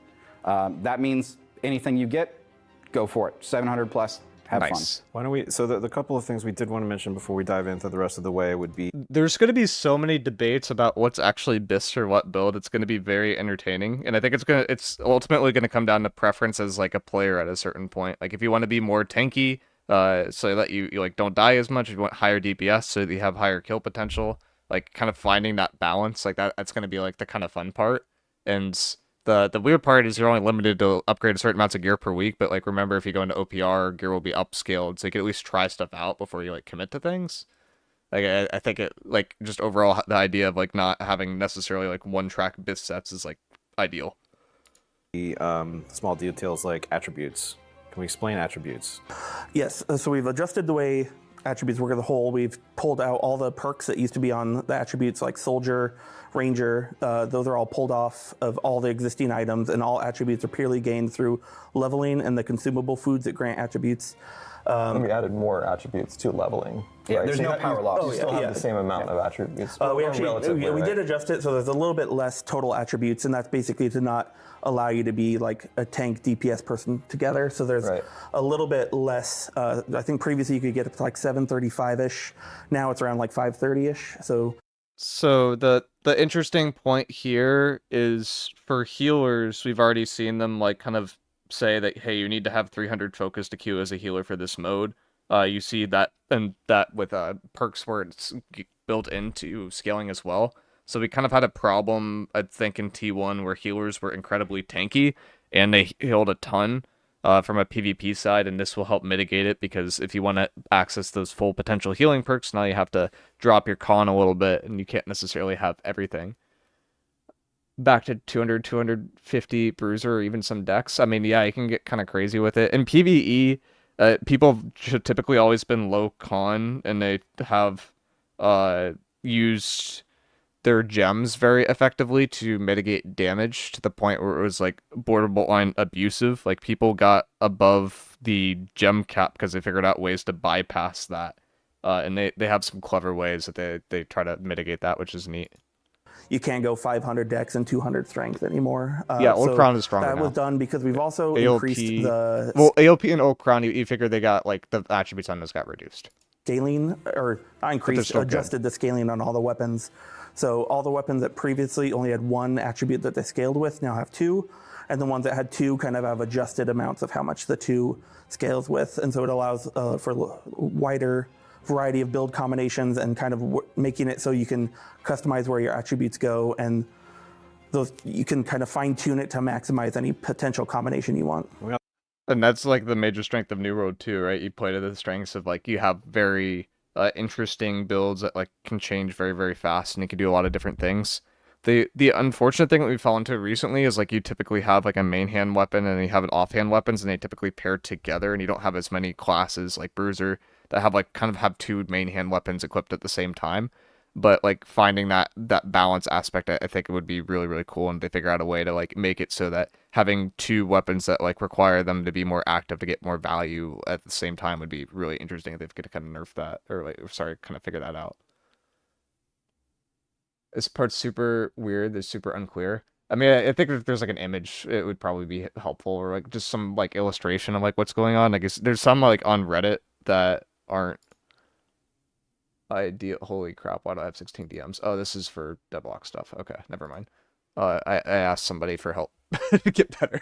Okay, and they roasted me. That's good. But no, there's a lot of stuff going on in terms of like how you actually upgrade stuff, and this will be the part that we interact with the most. The biggest thing is like early on, like for New World, like we were talking about earlier, how like the focus probably a year to 2 years ago is, hey, we had 90% of our player base drop off or hit their level 60. How can we kind of retain that? And now we have the inverse problem where it's like people like get there, but then they don't know what to do when they get to max level. And this is like a system that will hopefully allow people to kind of do whatever they desire to do and then upgrade gear however they desire. But then if you want to have stuff that like truly is like the most powerful, you need to interact with some of the more hardcore modes. So it's like it kind of like eases people into that end game, and I really like how that's like structured. Like this system sounds like it makes a lot of sense and has a lot of potential to do well in the long run. It's like it set the devs up for success in the future too. Because then you go into like season 11, they're like, okay, we could add set bonuses to Hive of Gorgons, we could add it to the Worm, like you could backtrack it almost, and you can just kind of expand upon your pre-existing systems. It's lower hanging fruit, and then people want to like, you know, re-gear to get that gear, and you're like interacting with all these systems again. So it's just like everything just seems like it will like thrive, and like kind of the ideas bounce off each other in a way that's like very encouraging. I also want to talk about the perk pass that you did. There was one perk specifically, the Hearty perk on rings. It was basically just if that perk wasn't on an item, there's no point in having that. So we have deprecated the perk and replaced it with some kind of alternative perk functionality.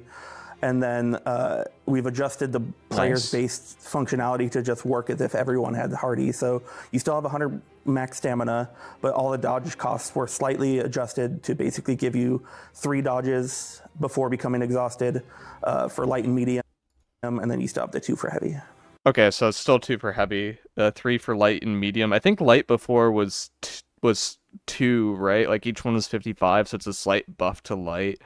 And then only a slight nerf to medium because, you know, light got the added functionality and heavy remained somewhat the same. I mean, all of these kind of like point towards trying to increase TTK in a little bit, which I think is probably smart, but depending on like what mode you play, like time to kill will either seem high or low. Like if you're in OPR and there's 1 healer on your team, time to kill probably feels really high. If you're in war and there are I think right now in wars there are 13 healers. People actually slot extra healers just to free cast now because healers are that strong. And they're really good at denying kills. So like in utility slots, like where people are slotting flails to like kind of roam around and deny damage, that's like a slot where extra healers are being slotted now. It's like kind of getting ridiculous. Like hopefully that will help with that a little bit. Quad DPS healers, EZZ. Yeah, that thing is like, it's dumb. And it's one of the reasons why there's so few kills in wars now. Like I've seen like T2, T3 wars where there's like 200 kills still, but like in the more competitive wars, it's very common to see like less than 50 to 100 kills in a 30-minute event with 100 players. So like that generally means that you have like the entirety of both armies dying like once throughout the entire war. It's like, it's not a lot. Like you wish that was like closer to like maybe 200, 300, but hopefully these changes can move that in the right direction.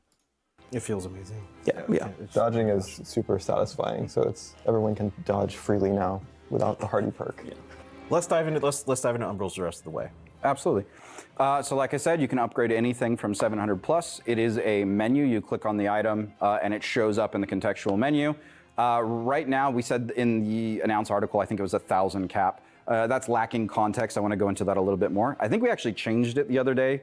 I want to say it's 4,000 right now, but really the meat and potatoes, the intent is that we want to be able to give you from 730 to 800. We want to let you upgrade 5 items a week fully.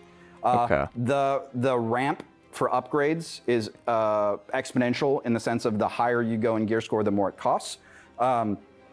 Right now, with the current weekly cap, the target is 5 items total if you go from 730, which is the bottom, to 800. If you're looking at more trying to experiment, you can get 10 790s and you can get 15 780s and still be fairly competitive. So like the overall thing here is higher gear score, generally speaking, is better. There's been a few things that have broken down in the past that were not the case there, but generally speaking, let's just assume higher gear score is better.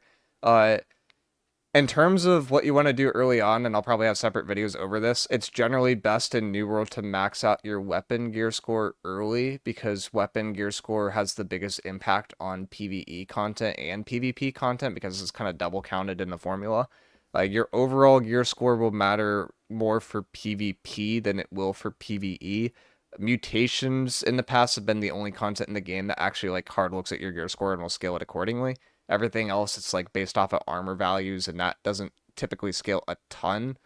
So like early on, I would probably focus on maxing stuff that you're looking to use for a while, which basically just screams max your artifacts out early.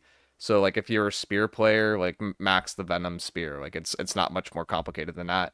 If you're a life staff player, maybe take a gander at one of the life staff artifacts. Once you can switch some of the perks out, it might look a little bit more enticing for you, and kind of go down the line from there. But if you want to be like resource efficient, you obviously can't play with everything. You could probably get stuff to like an item or two to 780 if you really just want to play around with it. Maybe 750 if you want to be conservative. But I'd recommend like getting a weapon up early, and then kind of going from there.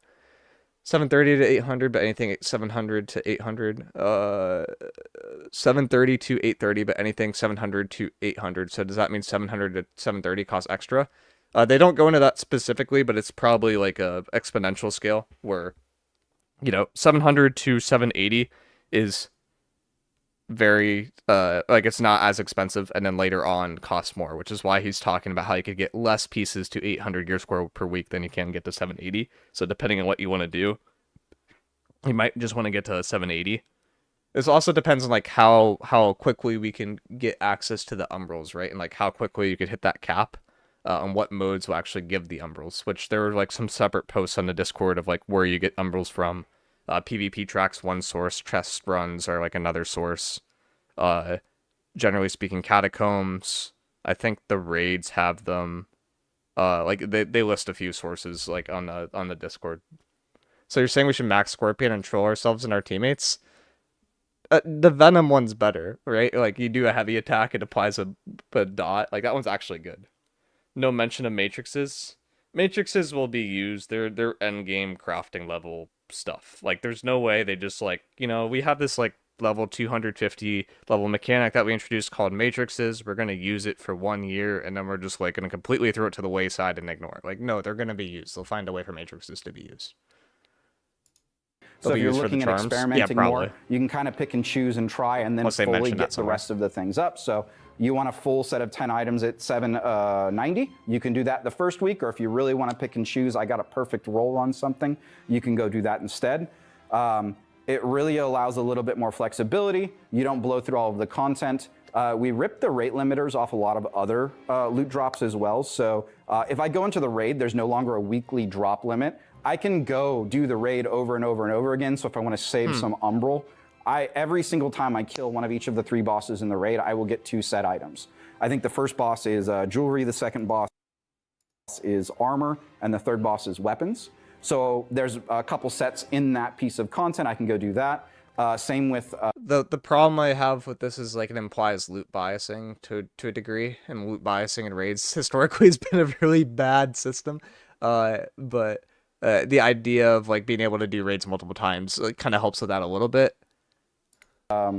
Catacombs. The other problem with that being able to run them multiple times, well, it's a good thing and it's a bad thing, right? Because you could have like someone that's cleared it, like maybe they don't mind clearing it again because there's actually a reward for doing that. Because that was the problem I had with Hive of Gorgons at the beginning, where I was a tank, I knew generally what to do, and I did like probably 10 Hive of Gorgons my first week, and then I did like another 10 to 20 my second week, and completely burnt myself out and haven't done a Hive of Gorgons since. So that will help with it a little bit at least.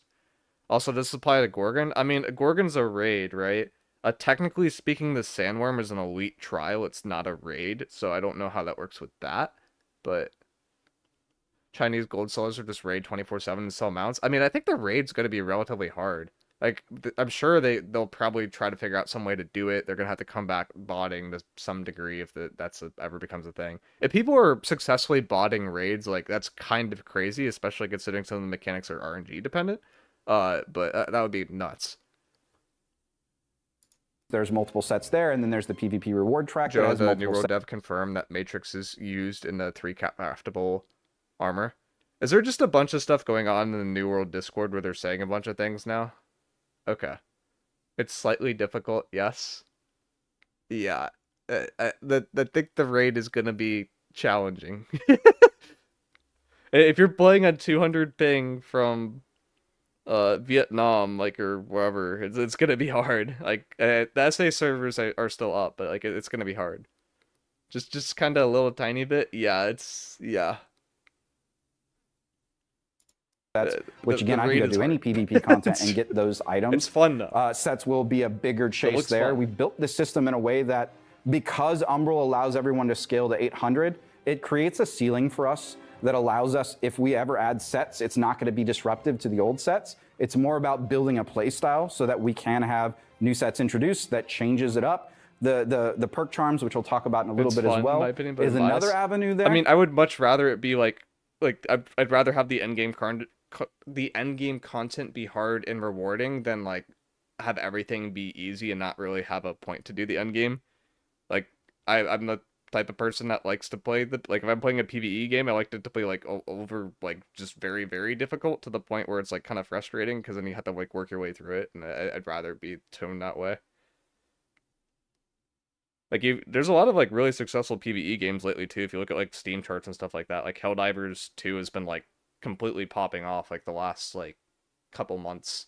And that game is like incredibly hard if you play it at the highest difficulty, in my opinion. It's like really fun. Where it allows us to rebalance things without really painfully hurting really the player, pretty. because now they can switch that perk charm out to something Hive is a new snooze as fest things now. get I mean, changed. yeah, everyone's missed out. So with that, with the ceiling and with the perk charms, it really allows us to kind of mess with gear in a way that allows things to ebb and flow as content comes and goes, and allows us to build on the system without cannibalizing older pieces. Yeah, let's dive into perk I charms think then. that's right. As you said. Why don't you guys take it that way? Yeah, sure. I'll start us off. So the goal with the perk charm system was basically to give players more flexibility in customizing their builds, right? But we wanted the charms to also be kind of like we wanted like a gameplay loop of just acquiring them, actually. So they're going to be craftable. You're going to collect materials from a variety of content that we've spread throughout all of our existing content. And each recipe will take three materials from out of 11, as well as chromatics.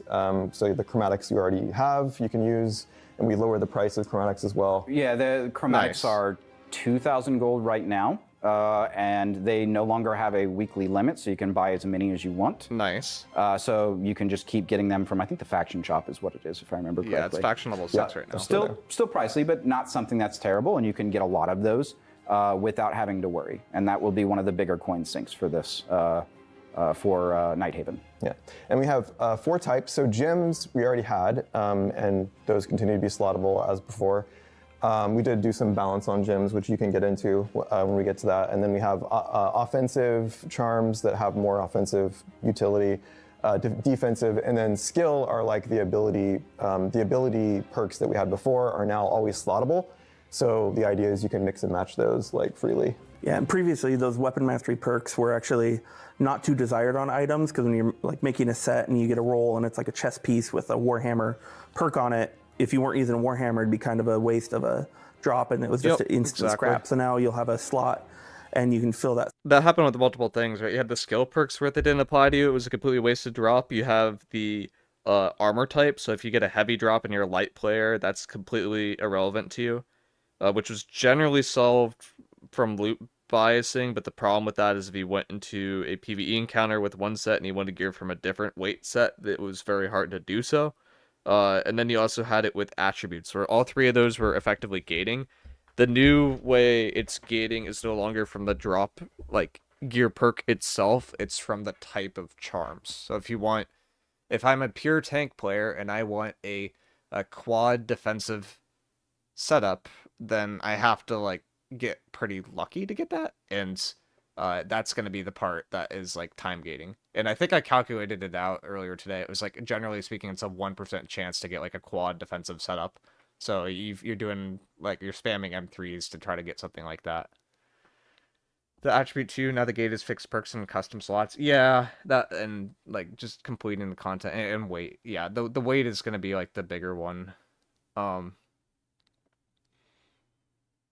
Slot with whatever ability for that specific weapon you want out of the 12 active abilities.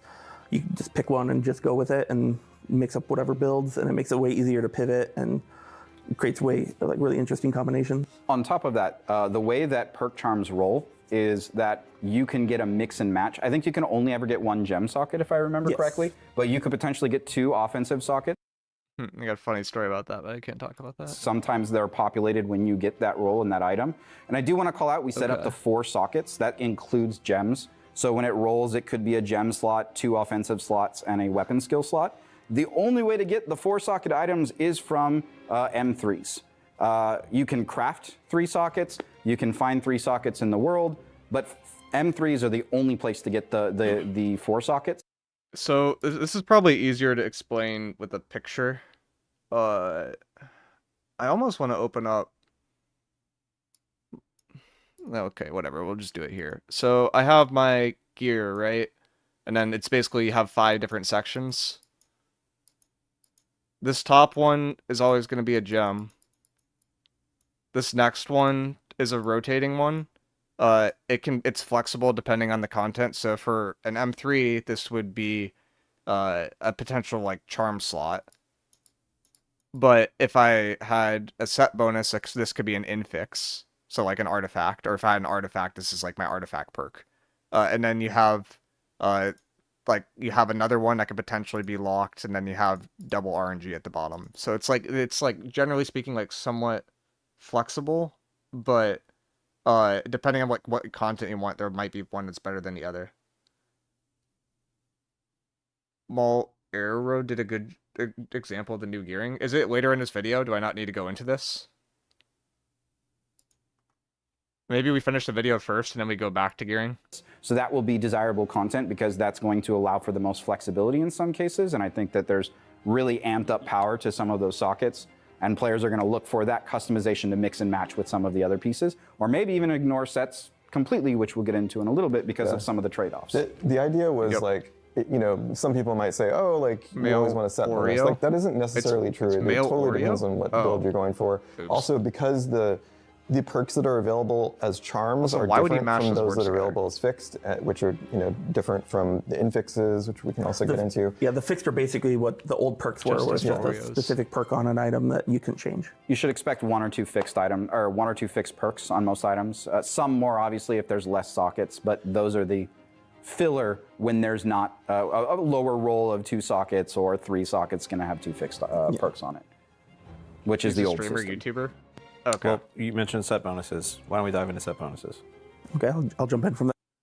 So, I mean, like, JR and Joel are explaining it here, but it's you have, like, your 5 different slots. The first one's going to be gems, so that's, like, this top one. These next 2 can be locked, and then the final 2 are almost always flex. M3s, these will be unlocked, so it's, like, generally speaking, a giant incentive to do M3s. Yeah. Let's... Now you have my giant scribbles over the screen and this. Oh, this is wrong. It's kind of right, but it's wrong. um...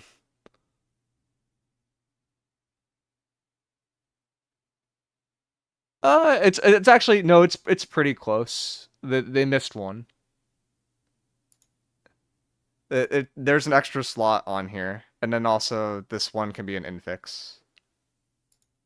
It's close. It's just not right.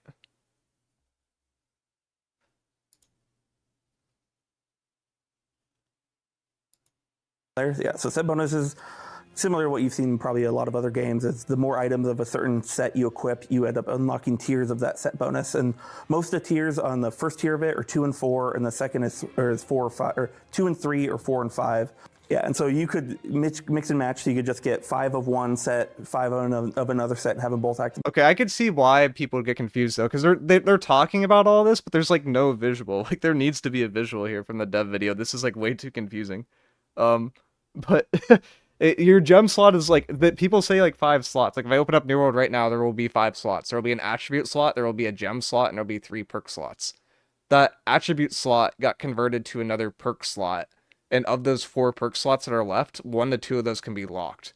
They could either be locked because they have an infix, and then they have like some pre-rolled perk or something like that, or you could have 2 pre-rolled perks. Generally speaking, that would be for like content that has like a set bonus or like something that had like a give and a take. Kind of like artifacts have a give and a take usually, where it's like the artifact's really good, but then it has some sort of downside. Or you could just go for the, I don't care about these bonus effects that are really powerful, I just want something that's completely customizable. And in that case, you'd want to look towards M3s. So like, I don't know if that makes more sense, but like if you want something that's like purely for your role, like if you just want pure stats, like you probably don't want the set bonuses, but you're gonna like this. Oh god. No, they're missing it again. They're missing a perk. There's another perk here. So like I could draw a circle, but like that's another perk. So this is 1, this is 2, this is 3, this is 4, this is 5. This could be an infix. Yes, these are empty, and then like these top 2 could be locked. These bottom 2, generally speaking, are empty. Can't we just see if I can grab an image? Needed drawings in the dev vid. I mean, I might just open up draw.io and like it might just be easier just to do that. Oh no, I messed up my chats. Oh no. It made sense to me. Oh gosh, it's all black and white. Oh no.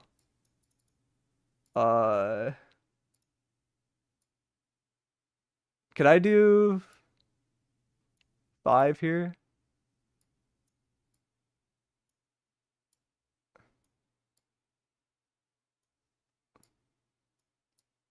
I have not used draw.io in this way in a bit. This has 4. I could just strap another box on here in the bottom or something. Okay, so we have 5 perks, right? See if do I have to draw in a text box too? Oh god, this is sketchy.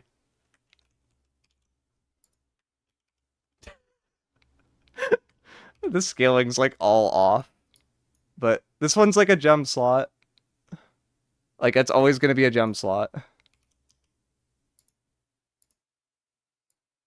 This next one is a flex one, so this can be an infix for the gear that has an infix. This could be locked. This could be a charm for M3.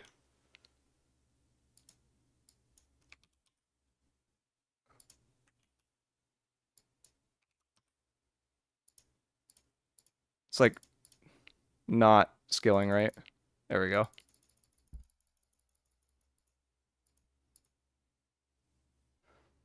And then this next one is usually, it's like locked or a charm for infix. Infix is an artifact bonus. They're slightly different, but it's like a thing with a set bonus. Like a set bonus could have an infix. When I'm watching now, it's way more fun than trying to pull an official screenshot. Oh god. This is like another lock slot, or it's a charm slot from an M3. This is my sketchy draw.io diagram. And then these last 2 are just charm slots.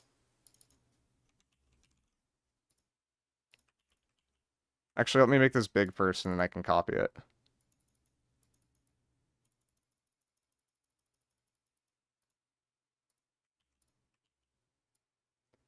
So like depending on like what you want to do, what you do with these first 2 slots will depend on the game mode, right?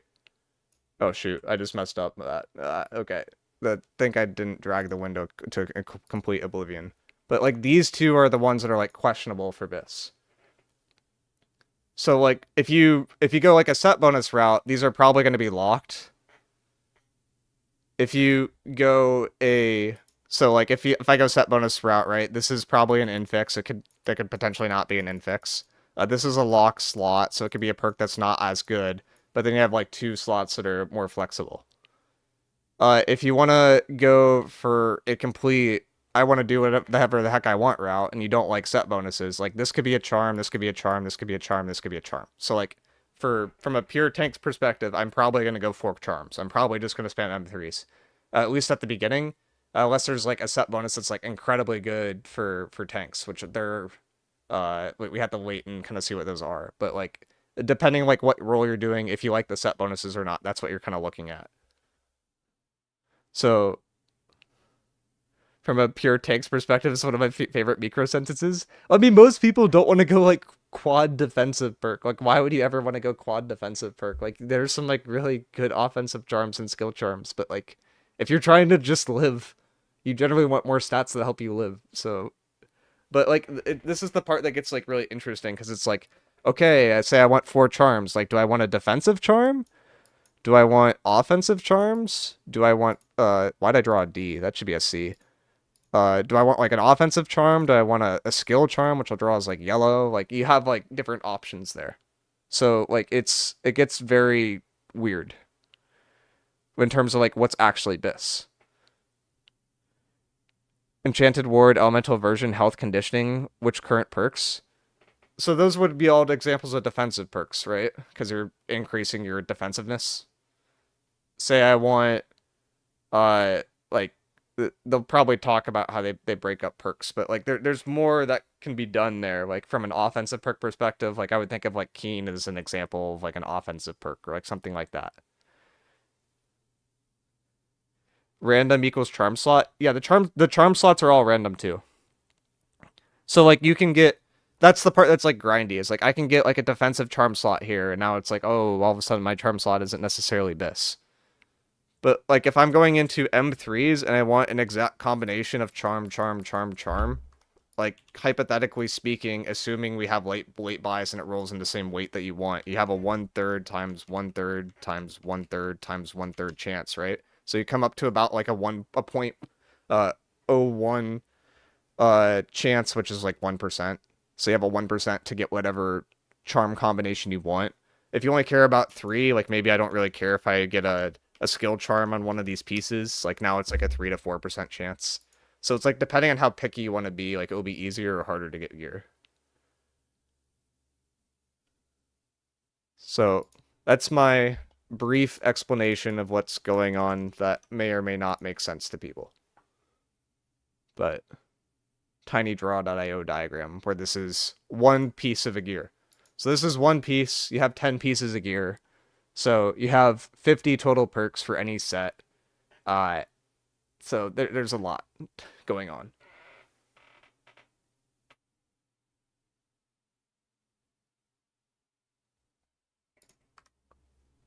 Perfect.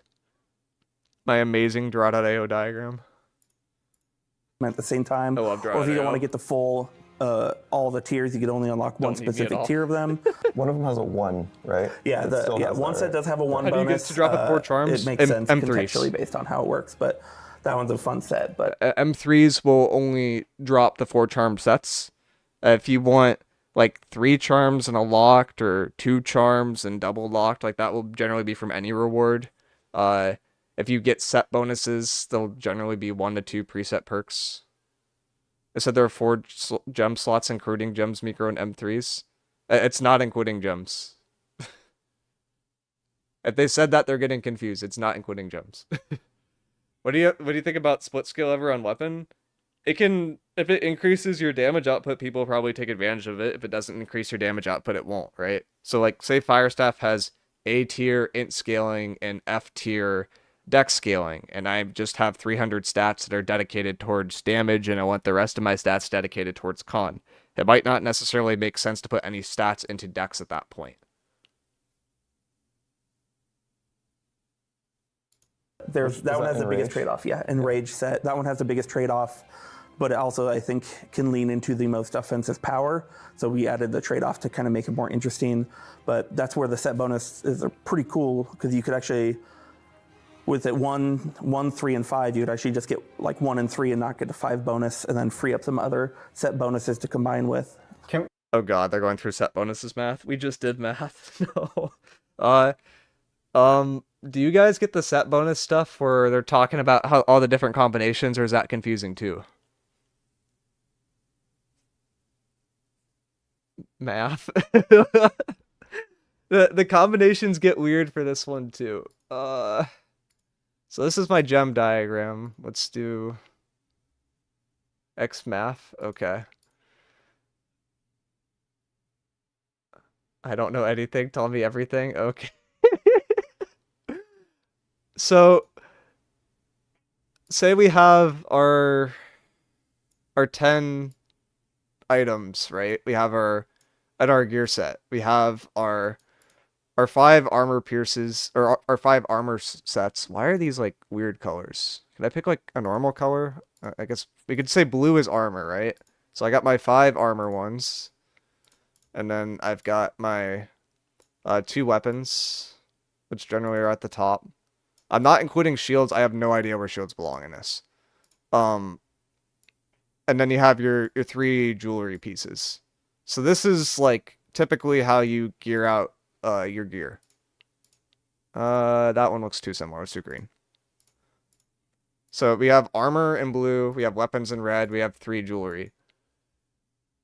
There would generally be a shield down here. I don't know where shields really belong in a set. But from when they're talking about here, they're talking about like you have 10 total possible items, and you're trying to fit all these different combinations. There's combinations of like 1, 3, and 5, and there's combinations of 2 and 4. So if I have a 5 combo here, and then the only other option I have is I could fit another 2 combo, I could fit another 3 combo, but this is not including artifacts as well. So if I want to use like 3 artifacts and I want to use a 5 set, now I only have a 2 combo left. So it gets weird from that point, from like a combinations and permutations example. But like you could do a 4 and a 2. You could do a 3, a 3, a 4, and a 3. So that would probably be the one that most people go 3, 4, 3. I would think. Where you have 3 as artifact, 4 as a 4 of set bonus. You have 3 as a 3 out of 5 set bonus. Like that would be one combo. Like it just becomes harder to fit sets as you have more things. And the other thing too is, generally speaking, the gear will roll with particular sets on it. So not every slot will have potential for those sets.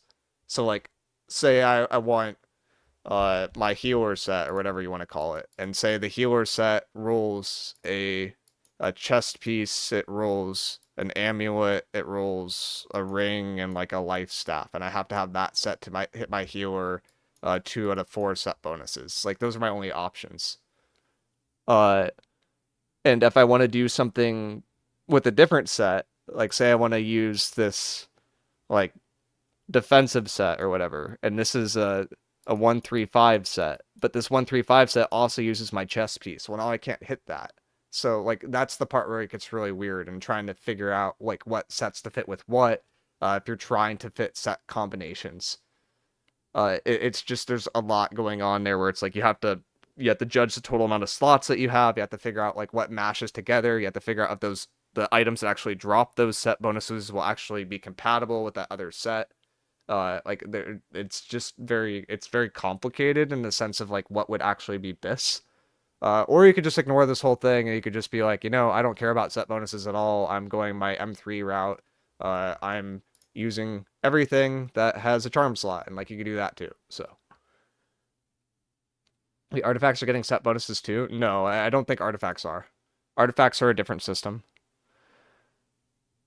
4 charm luck set for S tier chest runs. Is there even a charm, like, is there even a luck set that's like, can you get luck above 700 gear score? Like, I haven't used luck in so long.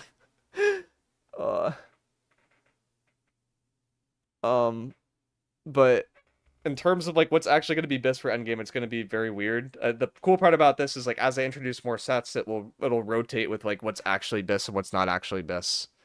And you have to kind of figure it out from there. Yeah, the winter event.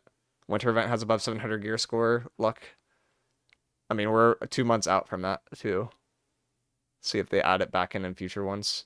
I can't wait for a CC increased set bonus. Oh, please tell me there's not. Can we give them, the viewers, we already have your set is? Do you know? Yeah, so the Enrage set, the first tier of it, you basically, every time you hit a target, you gain a damage bonus, but you also take additional damage, half of what the damage bonus is. So I think, here, right? I don't remember the exact values, but I think it was you get a 2% damage bonus per stack, and then a 1% increased damage taken per stack. And then that goes up to 10 stacks, and then the additional tiers will increase that to 15 and 20. Please tell me they didn't just describe this and not put the picture in for this set bonus. 25 This stacks. one's so complicated. And then they also have additional benefits where you gain more stacks quicker based Go on back different 30 attacks. seconds. Then the percent. Do they have it in here? The viewers, what? Have some other set bonuses to combine with. Can we give them, the viewers, what that set is? Do you know? Yeah, so the Enrage set, the first tier of it, you basically, every time you hit a target, you gain a damage bonus, but you also take additional damage, half of what the damage bonus is. So I think... Please picture it yourself. Oh god, no. Oh no. I don't remember the exact I think values, someone but had a you get screenshot. 2% damage bonus per stack. My pictures are and then so a 1% bad. increased damage taken. Like, for reference, if you guys have ever played Pictionary, I'm the person that can like guess anyone's like picture like instantly. It doesn't have to remotely resemble anything, but no one could ever guess mine. Like there is like no chance anyone ever guessed my picture. So like I'm sorry in advance. And then I'm also drawing with a mouse on top of this. More back. Yeah, I'll jump in from there. Yeah, so set bonus is similar to what you've seen in probably a lot of other games. It's the more items of a certain set you Like equip, looking you through end the up preview to try unlocking to find tiers of it. that set bonus. And most of the tiers on the first tier of it are 2 and 4, and the second is 4 or 5, or 2 and 3, or 4 and 5. Someone have a Yeah, timestamp? and so you could mix and match. So you could just get 5 of one set, 5 of another set, and have them both active at the same time. Or if you don't want to get the full all the tiers, you could only unlock one specific tier of them. One of them has a 1, right? Yeah, It still has one that, set right? does have a 1 bonus. It makes sense contextually based on how it works, but that one's a fun set. But that one has the biggest trade-off. Yeah, Enrage set. That one has the biggest trade-off. There we go. Let's go. We got the picture. Okay. Cool. So we can actually like get a visual demonstration of this without having to try to explain everything. So the Enrage set is an example of a 5 set bonus. So this will take 5 pieces of gear to equip. The first, if you have 1 Enrage piece, you will get the effect hitting in a target within 13 meters grants stacks of Enrage, increasing outgoing damage by 1%, but also increasing damage taken by 0.5%. I assume this is base damage. Per stack, maximum of 10 stacks. So you're increasing your outgoing damage, but you're also having a trade-off of increasing your incoming damage. PvE set, it's hard to do it in PvE. You will die, but it will help you in PvE. I guess if you have like a hatchet, maybe. Like if you have a hatchet, I'd feel a little bit less scared with it. Or if you had like Phoenix, like the amulet artifact, I'd feel a little less scared with it. PvP set with the pocket heal. Yeah, I mean, the one that comes to mind for me is like, because this is a set bonus and it's not tied to your actual weapon, this is insane for bruisers because your detonate damage will actually scale based off of the Enrage effect. So if you can get to high stacks of Enrage and then use your Deto, it will help a lot. PvE with Phoenix, I mean, PvE with Phoenix is fine until you go against a boss that doesn't spawn trash mobs, and then you're just sitting there like, help. So that's the first one. This first one isn't that bad. So this is a maximum. Nope, don't want to hit that button. I'm going to my pen. So this is a maximum of. Also, stop it. I forgot to hit the pen. Okay, this is a maximum of 10% outgoing, and then you have a 5% incoming. The second bonus So this increases the max to 15, or so instead of 10. So then this is 15% outgoing, 7.5% incoming. Heavy attacks will also generate an additional stack of Enrage, while Enrage and above 70% health lose 5% of your max HP every half second. So you're just constantly taking damage. The interesting part about this is, do healers actually get ult charge off of healing someone that's like dying to Enrage effects? Because I could see us going back to a stupid meta where people are just purposely healing someone that's dying to an Enrage set in fort to try to get ult charge so healers have ult before they go into a fight. I hope that's not the case, but that's like a bug thing where probably should test. But anyways, that's like the downside. The second bonus is like a really, really big downside though. Like this is really scary to just, so you increase your max attacks by 5, but you have like this major downside. Your heavy attacks do a little bit more. 15 is increase the max it stacks to 25. So now we have a 25% outgoing bonus. We have a 27.5 incoming damage bonus. And then increase the duration of Enrage by 50%. While Enrage, all attacks deal an additional 8% damage below 70% HP. So this third bonus and this fifth bonus like quickly tie together. I'd say like with Enrage, you generally want to be running 1 of this, or you want to be running 5. I don't think there's a really great case to run a 3 of. It's within 13 meters, so not exactly ranged. Yeah, I mean, the other one that comes to mind where this is like insane on is Blunderbuss. Because Blunderbuss is a close ranged weapon, and then there's some other stuff that makes it really good too. But like it's a close range weapon that you could get your damage scaling really, really high. You're generally not going to get touched by a ton of players, so you're like okay having the incoming hit, and you could probably get away with running like Phoenix or something like that. Don't say Blunderbuss until they remove aim lock. Aim lock is still there. Sorry, buddy. Firestaff Meteor, hear me out. Yeah, I mean, that would work too. Just anything that like can pad and get a bunch of kills, this is generally good with. If you don't care about getting one shot, like this is fine. Noteworthy, if you like to be a diamond user, which a lot of people in PvE like to use diamonds, this is not compatible with a diamond. Because you are not at max HP. So that's the part where it's like, I don't know if it's necessarily insane for PvE. Like maybe as a one of it's okay. But like in terms of like the max, it sounds kind of sketchy. But yeah. So that's like a rough explanation. The 25% is obviously pretty strong. There was a 50% gem though. The Jasper or something. Jasper's Empower. It's if you get hit, you get 8% of Empower. So this is base damage. But immediate thought with this is it's strong for close ranged builds that aren't constantly taking damage. You know, weirdly, it's no. The healing doesn't scale with base damage, right? It's something that's slightly different, so it's not good for healing. But healing has like the light equipped blood bonus, so it's not good for that at all. And also you want a diamond. So I'd say like Bruiser, Blunderbuss are like my top 2 that like I think of when I think of the set where it could be good. Lean into the most offensive power, so we added the trade-off to kind of make it more interesting.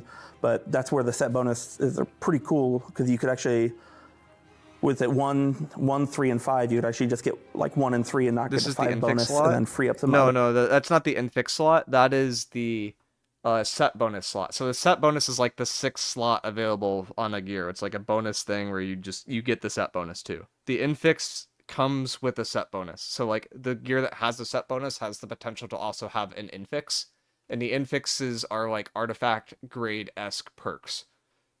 The downside is you typically have another perk or 2 that are locked. I think it's just 1 that's like locked, and that other perk can be like something that's not very good. So like you could have like Freedom locked on a perk that like or on a set that doesn't necessarily make sense with it. Set bonuses to combine with. Can we give them the viewers what that set is? Do you know? Yeah, so the Enrage set, the first tier of it, you basically every time you hit a target, you gain a bonuses. So I think I don't remember the exact values, but I think it was you get a 2%. Then that goes up to 10 stacks, and then the additional tiers will increase that to 15 and 25 stacks. And then they also have additional benefits where you gain more stacks quicker based on different attacks. and then all the infixes for that bonus will actually. Oh yeah, noteworthy. The greatsword heavy attack, like that spawns a wave. That wave counts as a heavy attack, which will proc the double additive towards the set bonus thingy from the 3-set perk. So if you go greatsword artifact and you run a 5 of, you're just gonna you're gonna delete everybody. Yeah, have fun. Sorry, not sorry.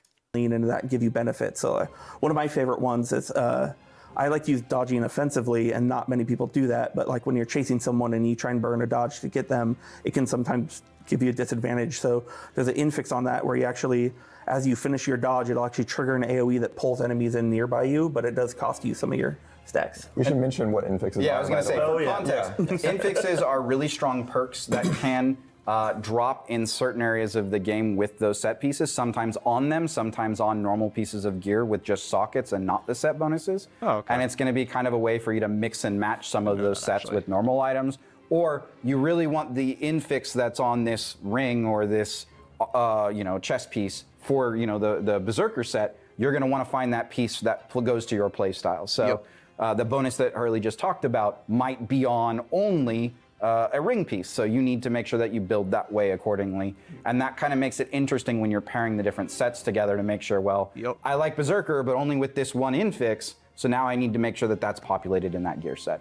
We should also mention with set bonuses, in some games you might have seen like, it's like only these 5 pieces are the set and you have to collect all 5. Like it's a lot more, there's a lot more freedom in our system. So like basically you can just pick whatever item types you want, but the infixes, like you pointed out, might be only for specific item types. So adding to that, that's a really good call out. The set bonuses, we'll use the Berserker one. It comes across all weapons. You can get a life staff with that Fury set bonus if you really wanted the Berserker set bonus, and you can mix it. Enrage set bonus. Excuse me, Enrage set bonus. You can mix it with. He's mixing up the internal names with the external names again. That's really funny.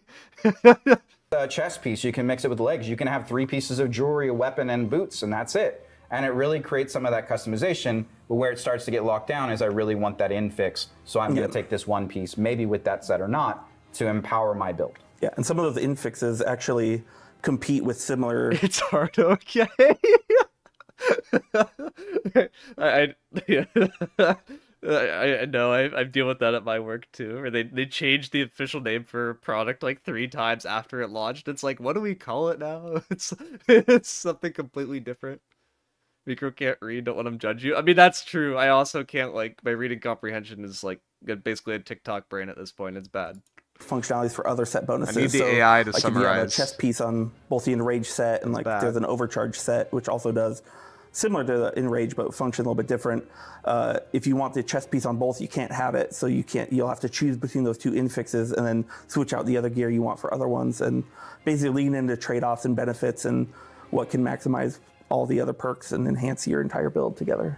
Infixes are basically, they used to be exclusive to artifacts, right? Like that was kind of how we defined artifact functionality. So now we've made infixes available elsewhere. But question for you, Josh, is like, what are we doing for artifacts in the new update? Oh, there's a pretty good amount. So we've done a pass through a good amount of them and kind of changed some of the balance and functionality. We've tried to enhance some of the fun facts. Lesser Catacombs is the internal and external name. It never changed. That is cool. Where did the procedural combat with expeditions come from then? It's like the longest name that I've ever seen on like a docket. It's like, what? It's like, it works, but it's just so long. Used ones by giving them additional things. Some of them we realized that like they weren't just a number change that could buff it, or it wasn't like the functionality was good there, but it just needed a little bit more. So one example is like Unmoved. There was one where you just can't be knocked back or like pushed or pulled, and that functionality is pretty good to avoid getting hit by like Scorpion Sting. But we wanted to give it a little bit more, so we made it so now when you're unmoved, you also deal damage to the target hitting you, so you can reflect some of that damage back at them. We've also, for all the so that the unmoved buff it's cool in a few ways that you could probably get into once there's more details revealed, but I mean, I think the thing with Unmoved before was the opportunity cost of running Unmoved versus running a different artifact and not, and like just using the 300 con bonus was not favored towards Unmoved.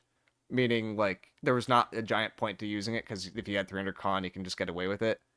They changed some of the attribute bonuses, so that shifts the balance more towards Unmoved being more viable. I don't know if it will necessarily be good, but it's definitely like better than what it was. Some artifacts deserve to be half an artifact. Yeah, I wouldn't say like Unmoved's like completely half because like Grit is an incredibly powerful effect to have up at all times. Like people, or I guess Unmoved's not Grit, it's uninterruptible. Which it confuses me because like Grit potions give uninterruptible, they don't give Grit, and like Unmoved gives uninterruptible and not Grit. So I just got those two mixed up. But Unmoved is nice if you don't want to like get moved everywhere.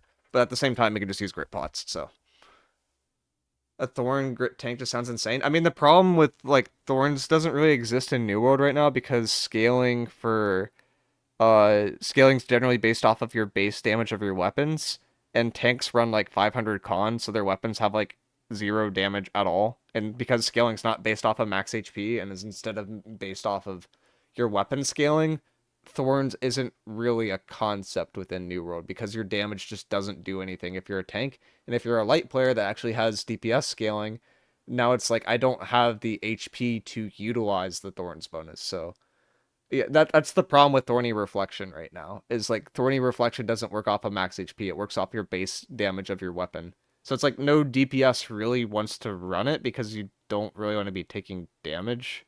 But then no tank really wants to run it because you aren't doing any damage with it. Like the only reason like you'd run it as a tank is if you wanted to get more rune charge. But it's not a lot. I don't know. It's kind of in a weird spot. Artifacts that scaled on converted the attribute scaling, we've actually adjusted those to now override their attributes entirely. So one example is the Life Taker. It was a Void Gauntlet artifact, and it had attribute conversion and allow it to scale off of dexterity. And what we've done now is it no longer has focus scaling, and it's and dexterity scaling at an equal tier, and it just kind of changes the way you use the weapon. So the point there that has the ramification is if you're using Inferno and you wanted to use the strength portion of Inferno and you wanted your Fire Step dots to like hit for more than 5 damage, they actually will now. So that's cool. By moving the breakpoints around or something, it was like 20 minutes ago in the video. Like, what? Oh, what are you referencing with Crush? When did they say they changed attribute bonuses? Did I miss it? Yeah, they said that it's like 500 something attributes. Like I think it's like 500 base, and then you have your food. So whatever the food values are set at in season 10 will be the rest. It's less. It's like significantly less.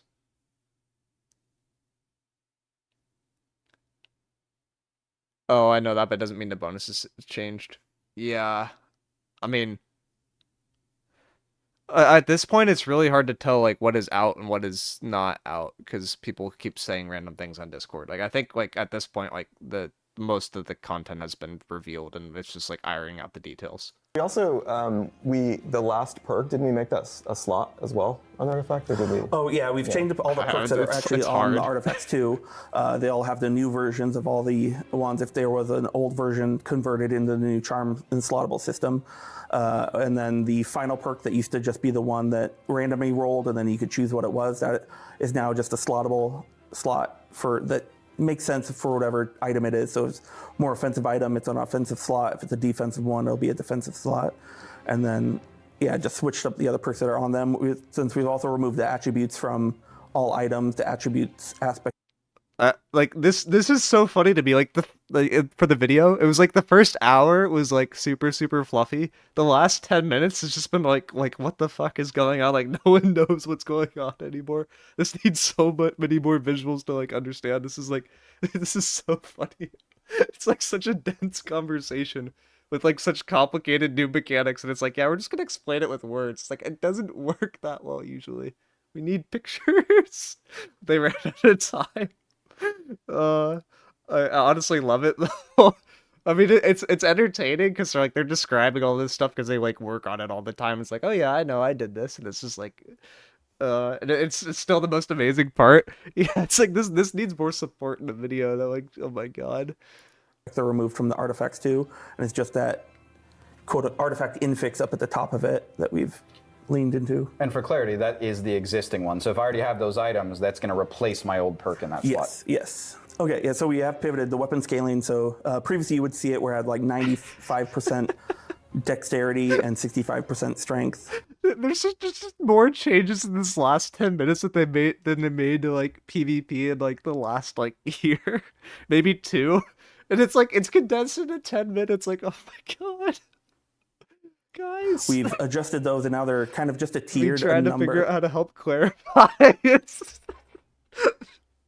It's so funny to me. Or a letter to make it make a little bit more sense. So S tier is from 91 to 100. B tier is from 81 to 90, or 81 to...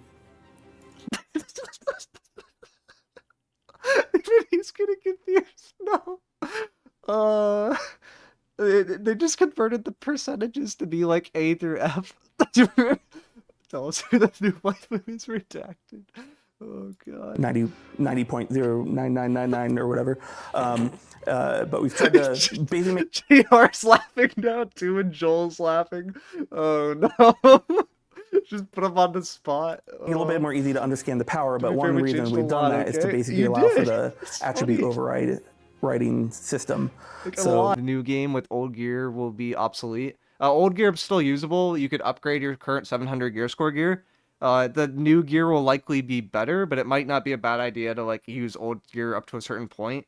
If you want to like ensure that your old gear is usable, I generally recommend upgrading your artifacts first because artifacts are really powerful and they'll likely still be used with the new gear system. I don't imagine all pieces of old gear will be used like at an end game level, but they certainly can be used for the first bit.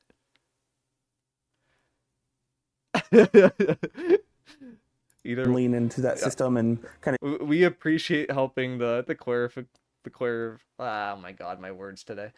We appreciate helping like clarify some of this stuff. This is like very complicated. change functionality, but to make it feel more exciting. So there's one other thing that we didn't actually put in the article that we've shared. So this is something that actually I think we released this in the first seasonal server that we did. It was just available, but there's a heart rune in this update. Yeah, it was it's the spinning swords and Phantom Blades. Oh, the Phantom Blades. That mixed up the internal name with the external name again. The internal name is Spinning Swords. External is Phantom Blades. Yeah.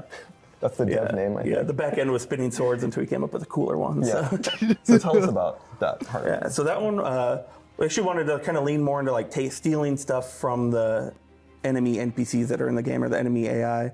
And so there was one Dynasty one that basically summoned these like red glowing swords that spin in place, and it just looked awesome and it'd be a really fun thing for player to use. So that's now a heart rune, and you trigger them on you, and they just periodically do damage. I have permission to post images. You could post images in here if you want. Yeah, but if you like, Crush will look at them generally, so I don't open up something terrible.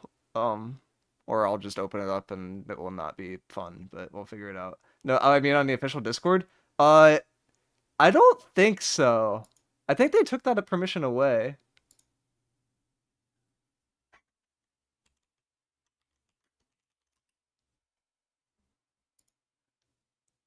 You can do whatever you want though. Let's see if I can override. I mean, if you have like mod perms maybe? Quick, someone ask about charms in the official Discord. Everybody here is banned from the official Discord though. I'm just kidding.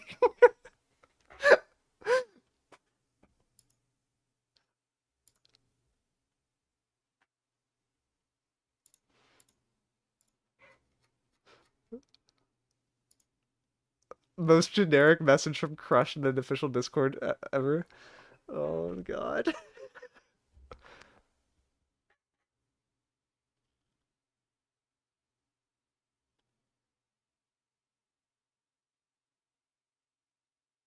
From NPC enemies, I'm guessing that Angry Earth movesets are barely used.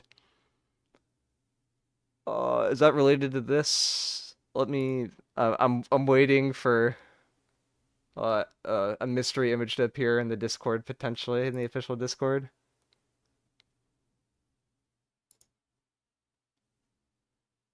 Sag AGS makes me want to have a Sag AGS makes me have an official Discord meeting. I need to have to use my phone number.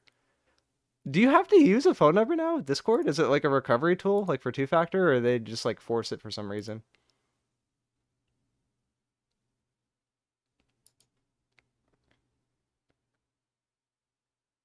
The devs loves replying to me. I got this. We might circle back around in a bit. I'm in every Q&A. Crush is the person to ask about hippos in every single Q&A because we need more hippos. There's always somebody. All right. Let's try to finish out the video maybe, and we'll circle back around to the charms image. Where they're placed, and then the perks have interesting benefits to them. So one of them, it moves forward, similar to like Firestorm. Another one ends up sticking to you, so it follows you around, and that works really well for like Whirlwind on the Great Axe. So you can just spin and double up the amount of spinning you do. And then we've added a new effect called Sluggish. Perk, I'm good. Is it there? I did it. Oh my god. It's there.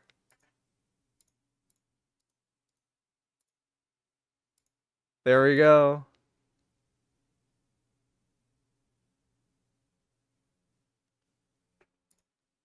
We got the official image. So this is kind of how the new gear works. So we kind of went through this earlier with the sketchy draw.io diagram. But there's 5 slots.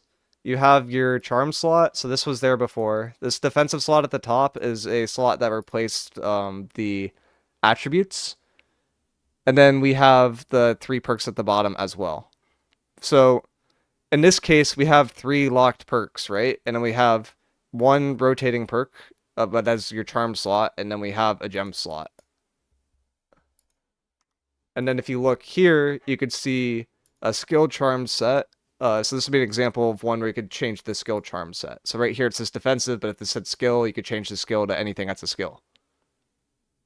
That's perfect. That's easier to explain. So like this is like the UI kind of. So you have a gem slot, you have a skill slot, you could have a defensive here, you could have an offensive, or I should probably do them in the colors, like a defensive, you could have a offensive, and then you can kind of switch those. So the part that was cool that they mentioned here that I didn't really know before is in M3s you could have like a ton of charm slots, so you could just switch out everything, or you can try to like grind the content to get like 2 things that are generally good, and then but they're locked, and then you have to deal with the others. Why AGS didn't show this in the videos beyond me. There was an intent, okay? There was an intent to like explain it, but like it's very complicated. Actual paid actor, thank you. No, there definitely needed to be an image there. Also, we get a sneak peek at the skin. Look at that. That's the skin that was like leaked earlier. Oh my god, it's the one that looks really cool. I'm miicrow's paid actor. So this is a non-M3 gear drop. Yeah, this would be an example of like a non-M3 like open world-esque gear drop. The cosmetic skin. Oh, you want a full image of the cosmetic? Yeah, the cosmetic looks so good. I'll leak all the things I'm chaos. JK. What is this? This is an example of like what the new gear looks like. Oh, did I say cosmetic instead of cosmic? Or something dumb. Is this a leak or is this fake? Yeah, this is real. This is from the official Discord. I'm trying not to leak who from the official Discord is talking in the chat. But there is somebody from AGS in the chat that sent this, so I'm allowed to show it.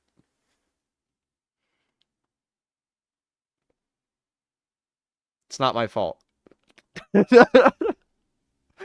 you explain the gems again? Just got here. Yeah, so the idea, I mean, if depending what content you do, you'll have like different types of gear that drops, right? Like if this was a set bonus, this would have like a set bonus thing down here at the bottom. That would say like set bonus, blah blah blah. And it would have like a 1, a 3, and a 5, or it would have a 2 and a 4. That's supposed to be a 4. And then on top of that, you have the gem slot, which everyone had before. And then you have the rotating gem slots. Sorry, I'm getting confused now. We have the set bonus. There is a gem slot. This is locked. You all knew about that before. And then you have like 4 perks. The perks that are locked versus unlocked depends on the type of content. So if it's like open world, like this is an example of 3 locked perks. And then you have a defensive slot that you could change. And then you could see which are editable when you go to like adjust like what gem goes in there or what defensive slot goes in there, and this would be the UI for that. So it's like this in this example, if that was a charm, then yeah, I could put whatever charm slot I want in there. If it's a gem, you can put whatever gem slot you want in there. That's 4 perks then basically. Yeah, it's like 4 perks, but it depends what you do, right? Like if you go for a set bonus, some of those perks aren't necessarily like they're like locked. If you go for M3s, now you can do whatever you want, but now you don't have the set bonus. So there's a give and a take. What's the 2 next to the perks? Kind of a soft spoiler.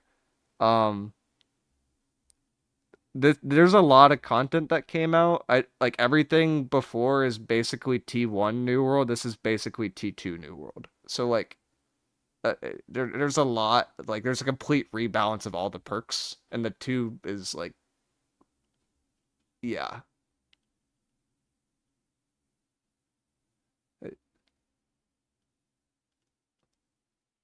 Please yell at me if I'm saying too much. I'm trying not to say too much.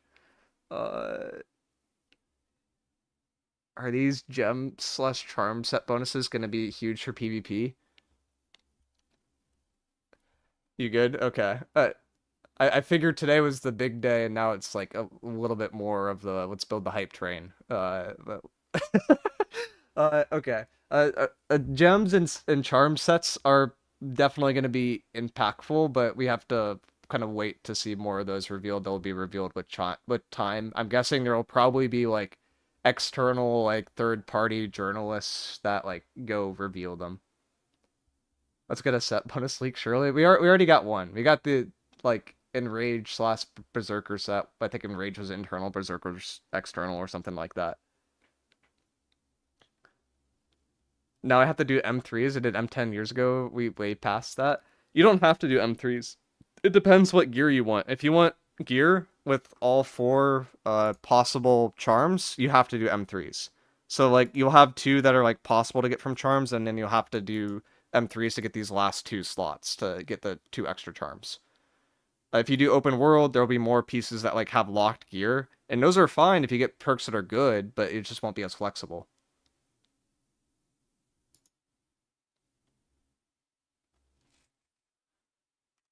So like if you want 4 flexible charms, you're generally going to have to do M3s. If you want 4 specific charm slots, like say I want 4 offensive charm slots, you have a 1 in 3 chance to get that specific type of charm slot for that specific weight bonus that you're running during the mutation.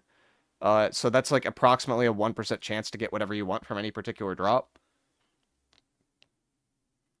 And then for each charm slot they talked about in the dev video, that's going to like also in official Discord stuff, I believe, that's going to require to use matrices. That's going to require to use like chromatic seal. So like that stuff that was good before is still going to be used.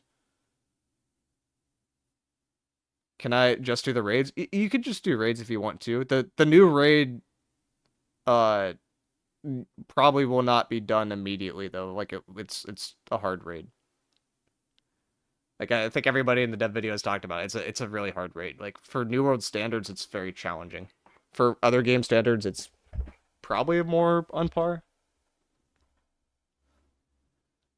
Thankfully, attributes won't be a problem now. Yeah, so like that's like one of the big bottlenecks that was removed, right? Like we removed the attribute bottleneck that was there before. There's still the weight bottleneck where if you want to be light, medium, or heavy, you have to like fit the pieces that like, you know, fit that So if you're like a light player, like you have to have like a medium chest or something like that. If you run featherweight, it gets a little bit more complicated. But attributes are gone, so not all your gear is completely worthless. If you get like a random skill perk on there for some weapon that you didn't want to use that was worthless before, now it's not. Bye-bye attributes, as you'll notice from the image I posted. Exactly. I should probably go back to here. Yeah, this is probably the thing that people care about more, not my amazing draw.io diagram. This is probably the thing that people care about a little bit more. Or, wait, we can... New technology. Split screen. Whoa, now you can see both at the same time. Okay. Now you don't need to farm the exact piece with dex and then farm an identical with strength. Yeah, exactly. I love the ring change. Oh, how you don't have to use Hearty. Yeah, it's going to be good. For light on live, you get 2 dodges in right, and then it's going to be 3. This kills Magnify, right? I love to see it. This effectively like gets rid of the Magnify problem, yeah. But less attributes overall, no tanky DPS people. I mean, I think that's a good thing. Like the problem that we had before is you had people that like hella optimized their builds, and they didn't they generally speaking were like better at the game, but like because they played the game more and that's why they had an optimized build. But like it was just like there wasn't enough of like a trade-off. Like you can be a 5-con person going into PvE and you'd be like perfectly fine if you just gemmed accordingly and like used gear accordingly. But it's like 100 less attributes, so it's like I think it's like equivalent to like launch-esque like levels of attributes.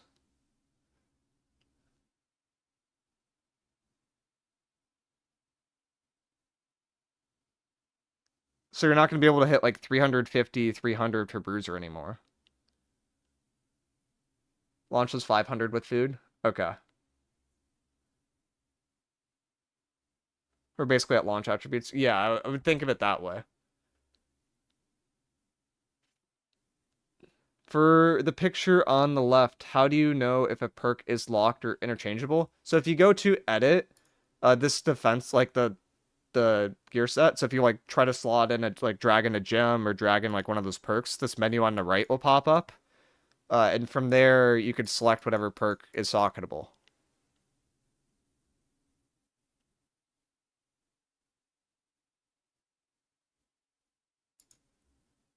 So if there's no option to edit the perk here, it's locked.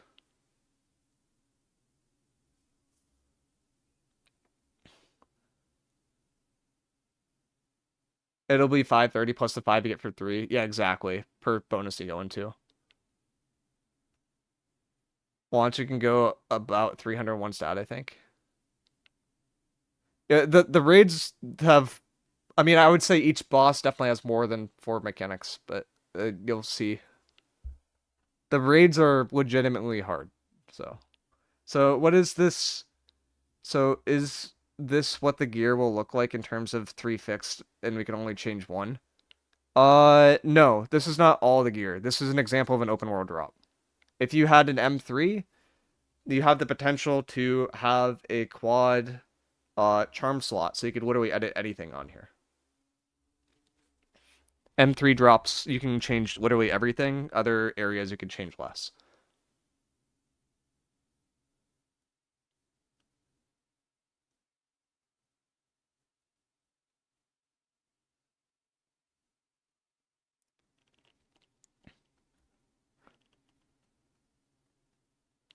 But I think the point here is like not necessarily to like try to min-max everything right now, because we obviously don't have all the information. We'll probably need to play with stuff a bit more and we could talk about min-maxing. But the degree of customizability is far better than what it had been at any point in New World's past. Like I would say before New World didn't, like there was an end game for New World. It existed. It didn't have a lot of depth though. And then this really pushes the game into like a new light where there's a lot to do in the end game if you want to do it. Like you could very easily spend like hundreds of hours on just one character trying to, maybe even thousands of hours on one character trying to like iron out what build is ideal. But in theory, as long as you get like the slots that are changeable, like the defensive slots, the charm slots, you can just change the perks on there anytime you want. So New World 2.0 is Path of Exile. It's similar to Path of Exile, yeah.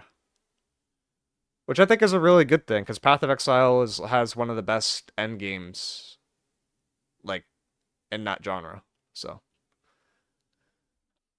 it is very complicated, but it is like an actual end game.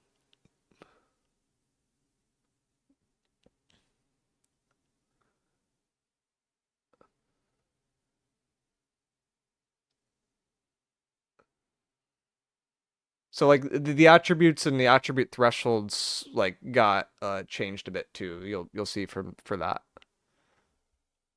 And that will probably influence like what is best for certain roles. For my perspective, like from a pure tank perspective, it is incredibly easy to try to miss out gear. It is run the maximum con you can and probably run like 25 to 50 focus for the bonuses there. But for people that are like trying to do more advanced things, it can get very complicated very fast with this new system. So M3s are probably not as mandatory as I thought. No, you definitely don't need to do M3s. Like, the other thing too is if you do M3s, like say I have this like bist out chest piece that I really, or this bist out light foot boots that I really, love. I really love these cloth shoes, and then these drop from the mutations. Like you could up level them, but like say I want the set bonus, and that set bonus requires a item that is also a light shoe. Well, now I have to replace this with the set bonus piece. So like that's the aspect that's going to be the give and the take. Is like what if I want an artifact for that slot? Okay, now I can't use this.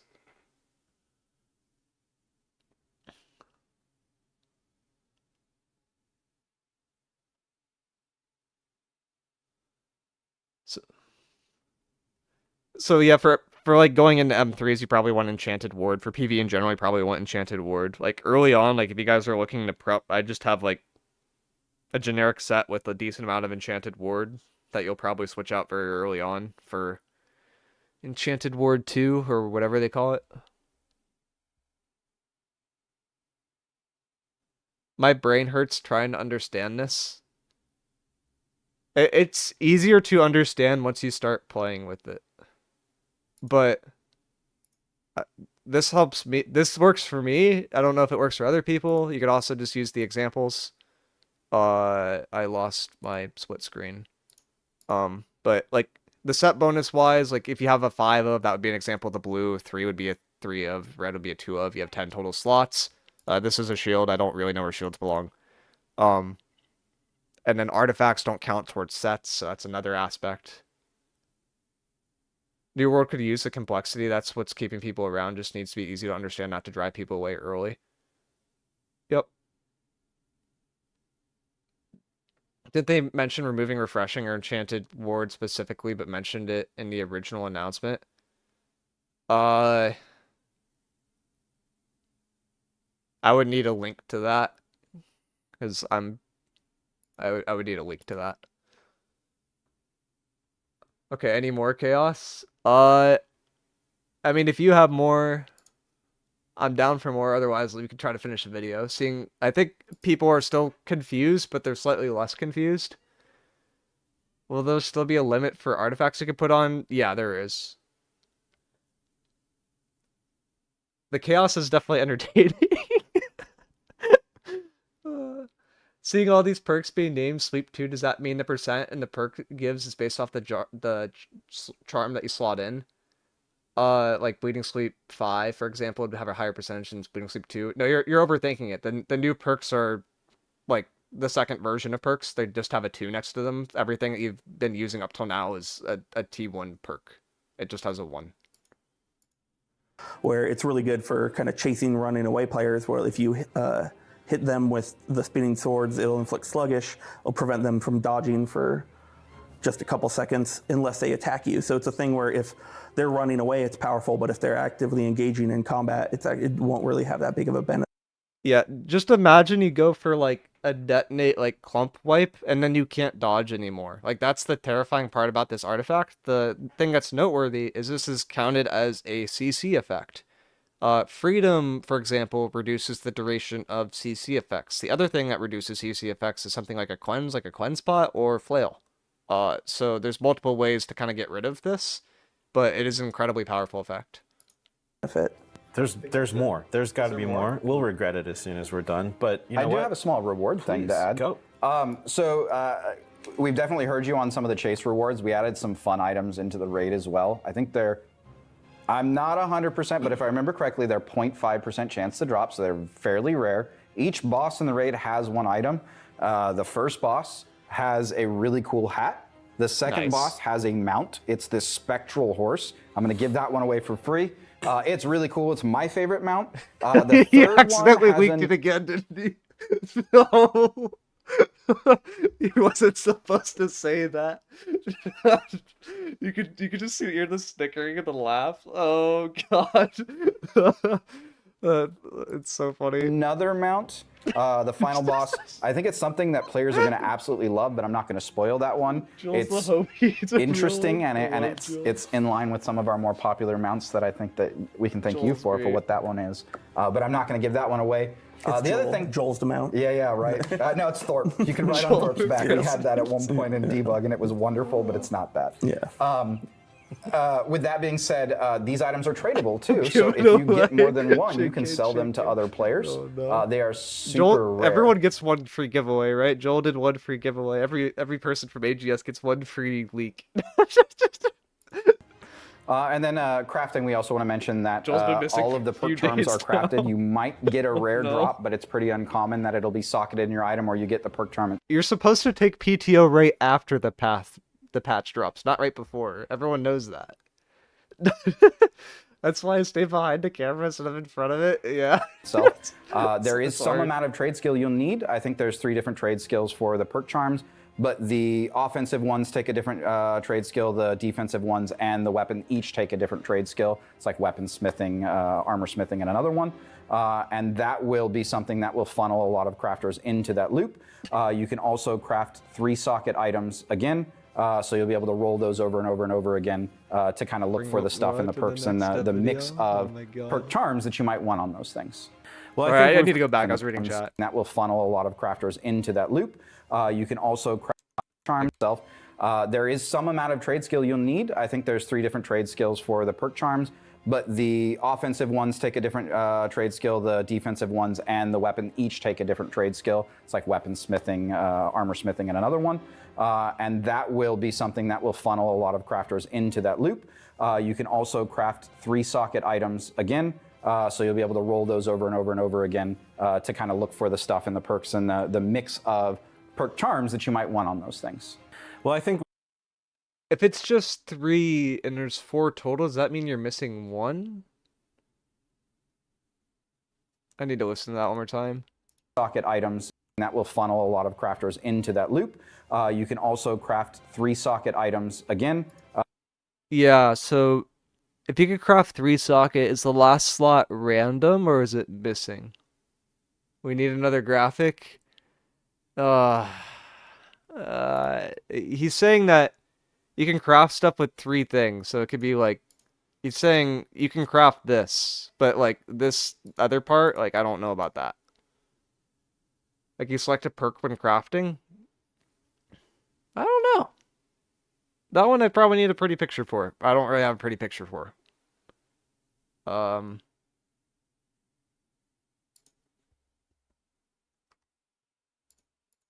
So you'll be I'm able not to a roll those over and crafter, over so and I over don't again understand that as to kind of look for the stuff and the perks and the mix of perk charms that you might want on those things. Well, I think we've covered about as much as we should go for here. Like I said, I think there's probably details we've left out, but I hope we have had a lot of fun putting all this together.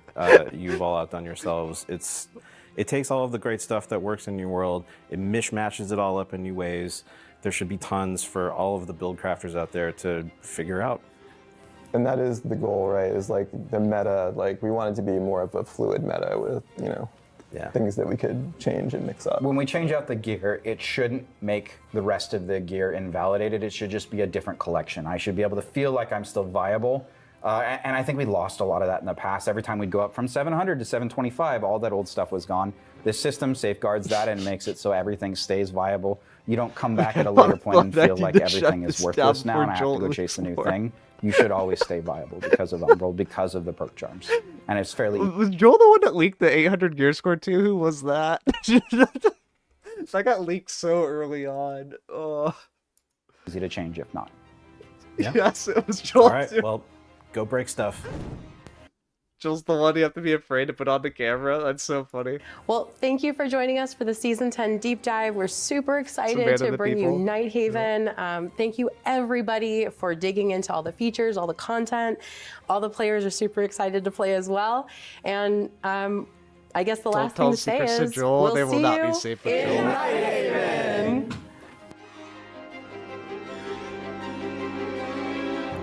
Nice. All right.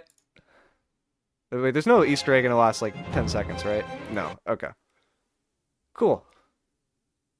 Okay. That was kind of a lot. I'll put the pretty picture up for the people that, like, missed it. And if anyone joined late, this is the soft leak from the New World official Discord, so it's not really a leak. And now everybody is flooding pictures and or flooding stuff in the official Discord. Nice. Ooh. New picture. More chaos.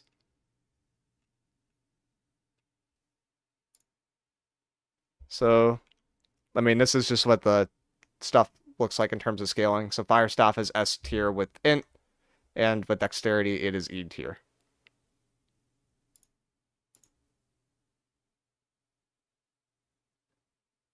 DM do another leak? Is this the one? Yeah, this is the one. More chaos. Musket Fire Staff, I like that. The Dexterity is E tier. That is like really, really bad. Also, why did they go E? Like it S, A, B, C, D, E. That should be F. Like every tier list just ignores E and just goes to F. It's like a minor thing, but like, I don't know why tier lists do that, but it's always like S and then goes to D and then you go to F. Well, I guess it's because there's like no E in school. Like you can't really get an E for a grade. Like what would that even be? Because E in the alphabet is correct. Yeah, but we don't care about the alphabet. The tier list will confuse a lot of people. But then why is there an S? Like it should be, you should either be A through F or it should be S through F and then you ignore E. S, A, B, C, E, yes. Wait, there's no D? There was no D? Did we leave out? There's no way there's no D. Oh my god. There better be a D. E is for Scott Lane. Oh god. Stop making it confusing. Oh my god, there's no D. There's actually no D. Oh no. Why is there no? Oh, that's so funny. Great. No, there really isn't. Oh, wonderful.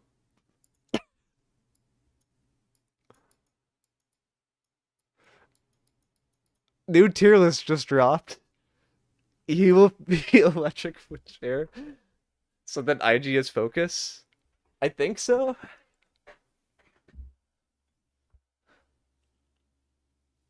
So your IG VGs could be happy. Space the E a little bit more.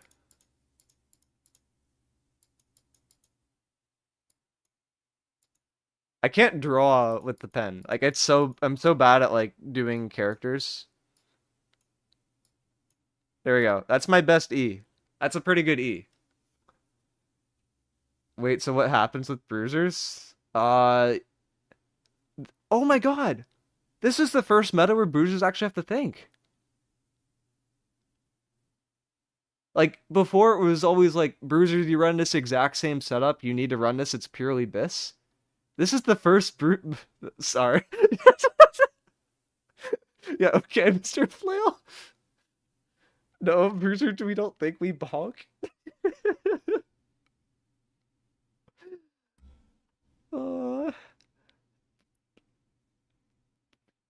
Oh no. Like, as for like every class has like some complicated thing, and then Bruiser's like, nope, we're running 4 freedom. We're running this good defensive perk, we're running these skill perks, and that's it. Bruisers think. By think, I mean they'll probably copy someone, that person will be completely wrong, and they'll have to redo everything later on. Oh, you could see from here, like, what's dex and what's in. I didn't realize that. So you could see Warhammer is in dexterity. Is there any other weird one? No, I think these are all there. Oh, life staff's an int. And bow's in dexterity. I'm not bow, Warhammer. Great Axe is int? Wait, why is Great Axe int? What? Huh? Interesting.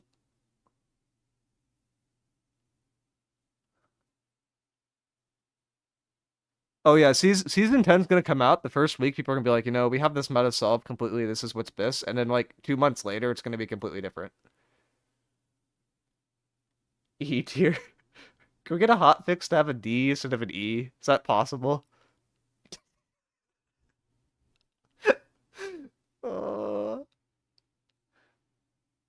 This is why I asked about bruisers. I mean, I think the Enrage set is inherently good for bruisers. I went through that earlier on, but it will increase your damage of your Deados. It's just you're going to be low HP half the time. I literally asked why we skipped D. Microwave, is it being int that buffs the Great Axe BB? We're so back. Yeah, it does buff Great Axe Blunderbuss. Here you go, Crush. F, I'm finally back. This war thing is really messing my miicrow viewing schedule. The amazing part of doing dual stream with YouTube is that there's a complete VOD instantly once I stop on YouTube. So you can just watch that back. And then I'll probably post a summary one later too.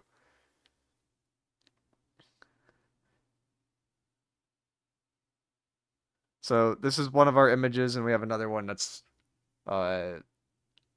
new too, where that actually is an example of a legit gear piece. So does everybody like, actually no one's really going to understand the gearing, are they? Well, does anyone have any like questions, I guess, about this that's like kind of covered in the video to some extent, but was confusing? AKA, I don't want to do something dumb. No, because I'm going to make you leak crap. Yeah, that's the problem. Life staff scales with int too. Yeah, life staff's here. Now, if fire staff is S for int and an E for dexterity, like you expect life staff, which has 100% focus scaling before, to be like S with focus and like probably E with int. Do you think the heavy meta will change in wars? I could scare all of you right now if you want.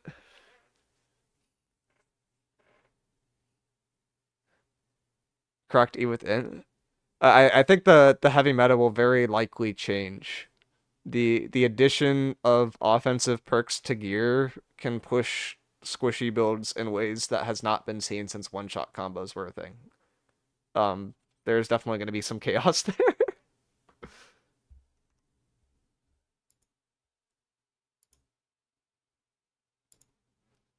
I keep getting pinged on Discord. I need... The really fun part is I see all these companies coming back. The part that scares me is every single company that is coming back to the game is like, we're going to be on Valhalla and we're going to war. And I'm like, you know how many territories are on Valhalla, right? Like, not everybody is going to be able to like own a territory on Valhalla. Oh, well, I guess we'll cross that bridge next week. Is the bow with strength? Yeah, so like the 100%, the 100% scaling weapons got like a dual scaling thing now. We'll trade by practice words, need them now. I think those are slated for season 11 off the roadmap, but like, I mean, I hope they are. That would be helpful. Will Catacombs be viable as a solo? Yeah, you can solo random queue, and you could just be with other people. And just do it. Catacombs, I've said this a few times. I mean, I could pull up the game, actually, on Steam. But, actually, can I just Google Moonlighter Dungeon? Like, oh, wait, I did Moon.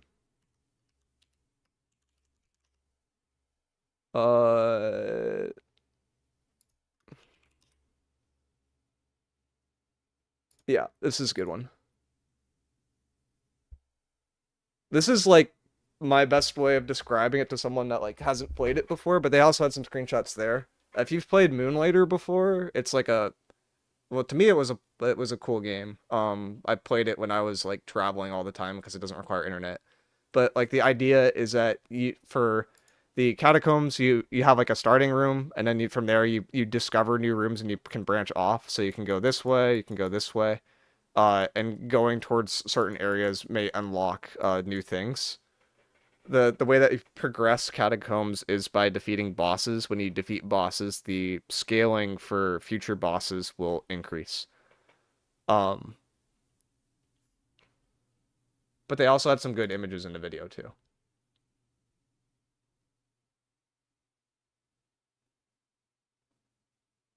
Can you explain the system here with scaling? Like, what does S, A, B, C, and E equate to? I think S is 100%, A is like 90%. E, I think, was 40%. I don't remember what B and C are, but they're just percentiles. Catacombs is PvE. It's PvE for now, yeah. It would be really cool, like, if it goes well, it'd be really cool to see, like, a PvX mode with it. Or maybe you're, like, competing versus another team, and you could, like, fight another team at some point. But that's, like, a personal thing that probably will never happen. But, like, Albion had that, and it was, like, such a fun mode. It was really weird, though, but it was really fun. S is 91 plus, A is 81 plus, etc.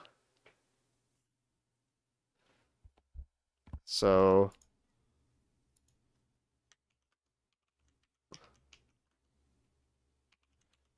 B would be 71 plus, C would be 61 plus, D doesn't exist, and then E is like 41 plus, roughly. Oh, is that why they did E instead of D?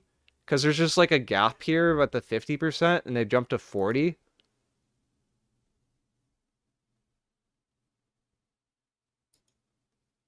Oh, there is a D and an F?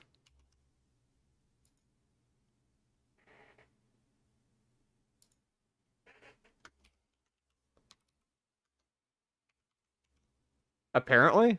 Oh. Nice. Nice. Insane info, chaos. Makes some more sense. I mean, like, in theory, the S is, like, more comprehensive. Like, you can, like, a newer player would understand what S means probably more than 91%.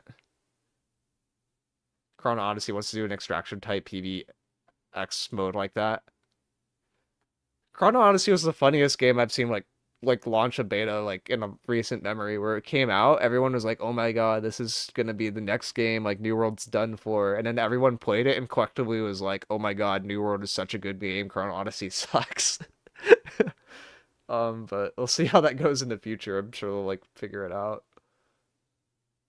But that was one of the betas of all time.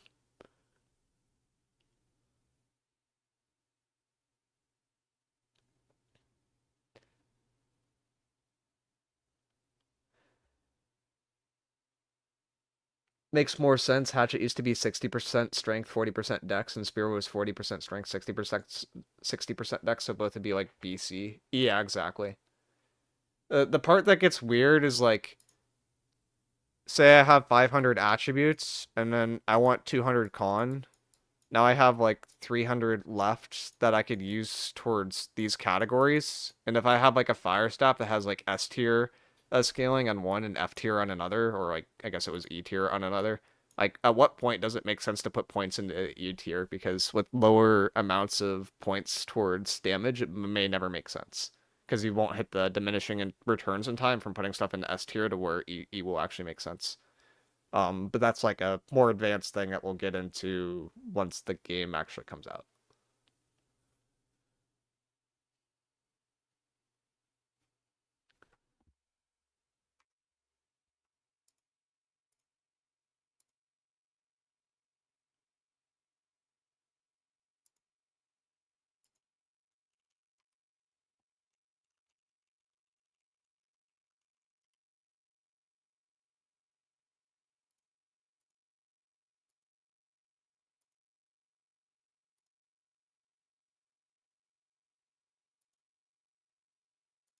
I'm checking to see if there's more stuff in the official Discord. I don't think there is. Yeah, there's not. Okay.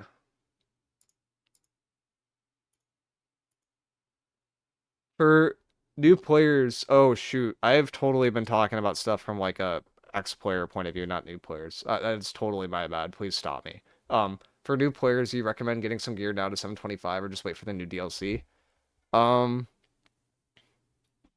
It's probably more cost efficient to wait, but if you want to get prepped early, I would at least recommend getting a 700 plus set with Enchanted Ward on your armor. That will make stuff a little bit easier, and then like the other thing that will make stuff a little bit easier besides Enchanted Ward is like having the artifacts out to get to go. Like artifacts are pretty safe to like look at right now. What does the plus mean here? It means it could be above that scaling. Like you could have a weapon with S that has 100% scaling. I'm sure we'll figure out the exact amount when we start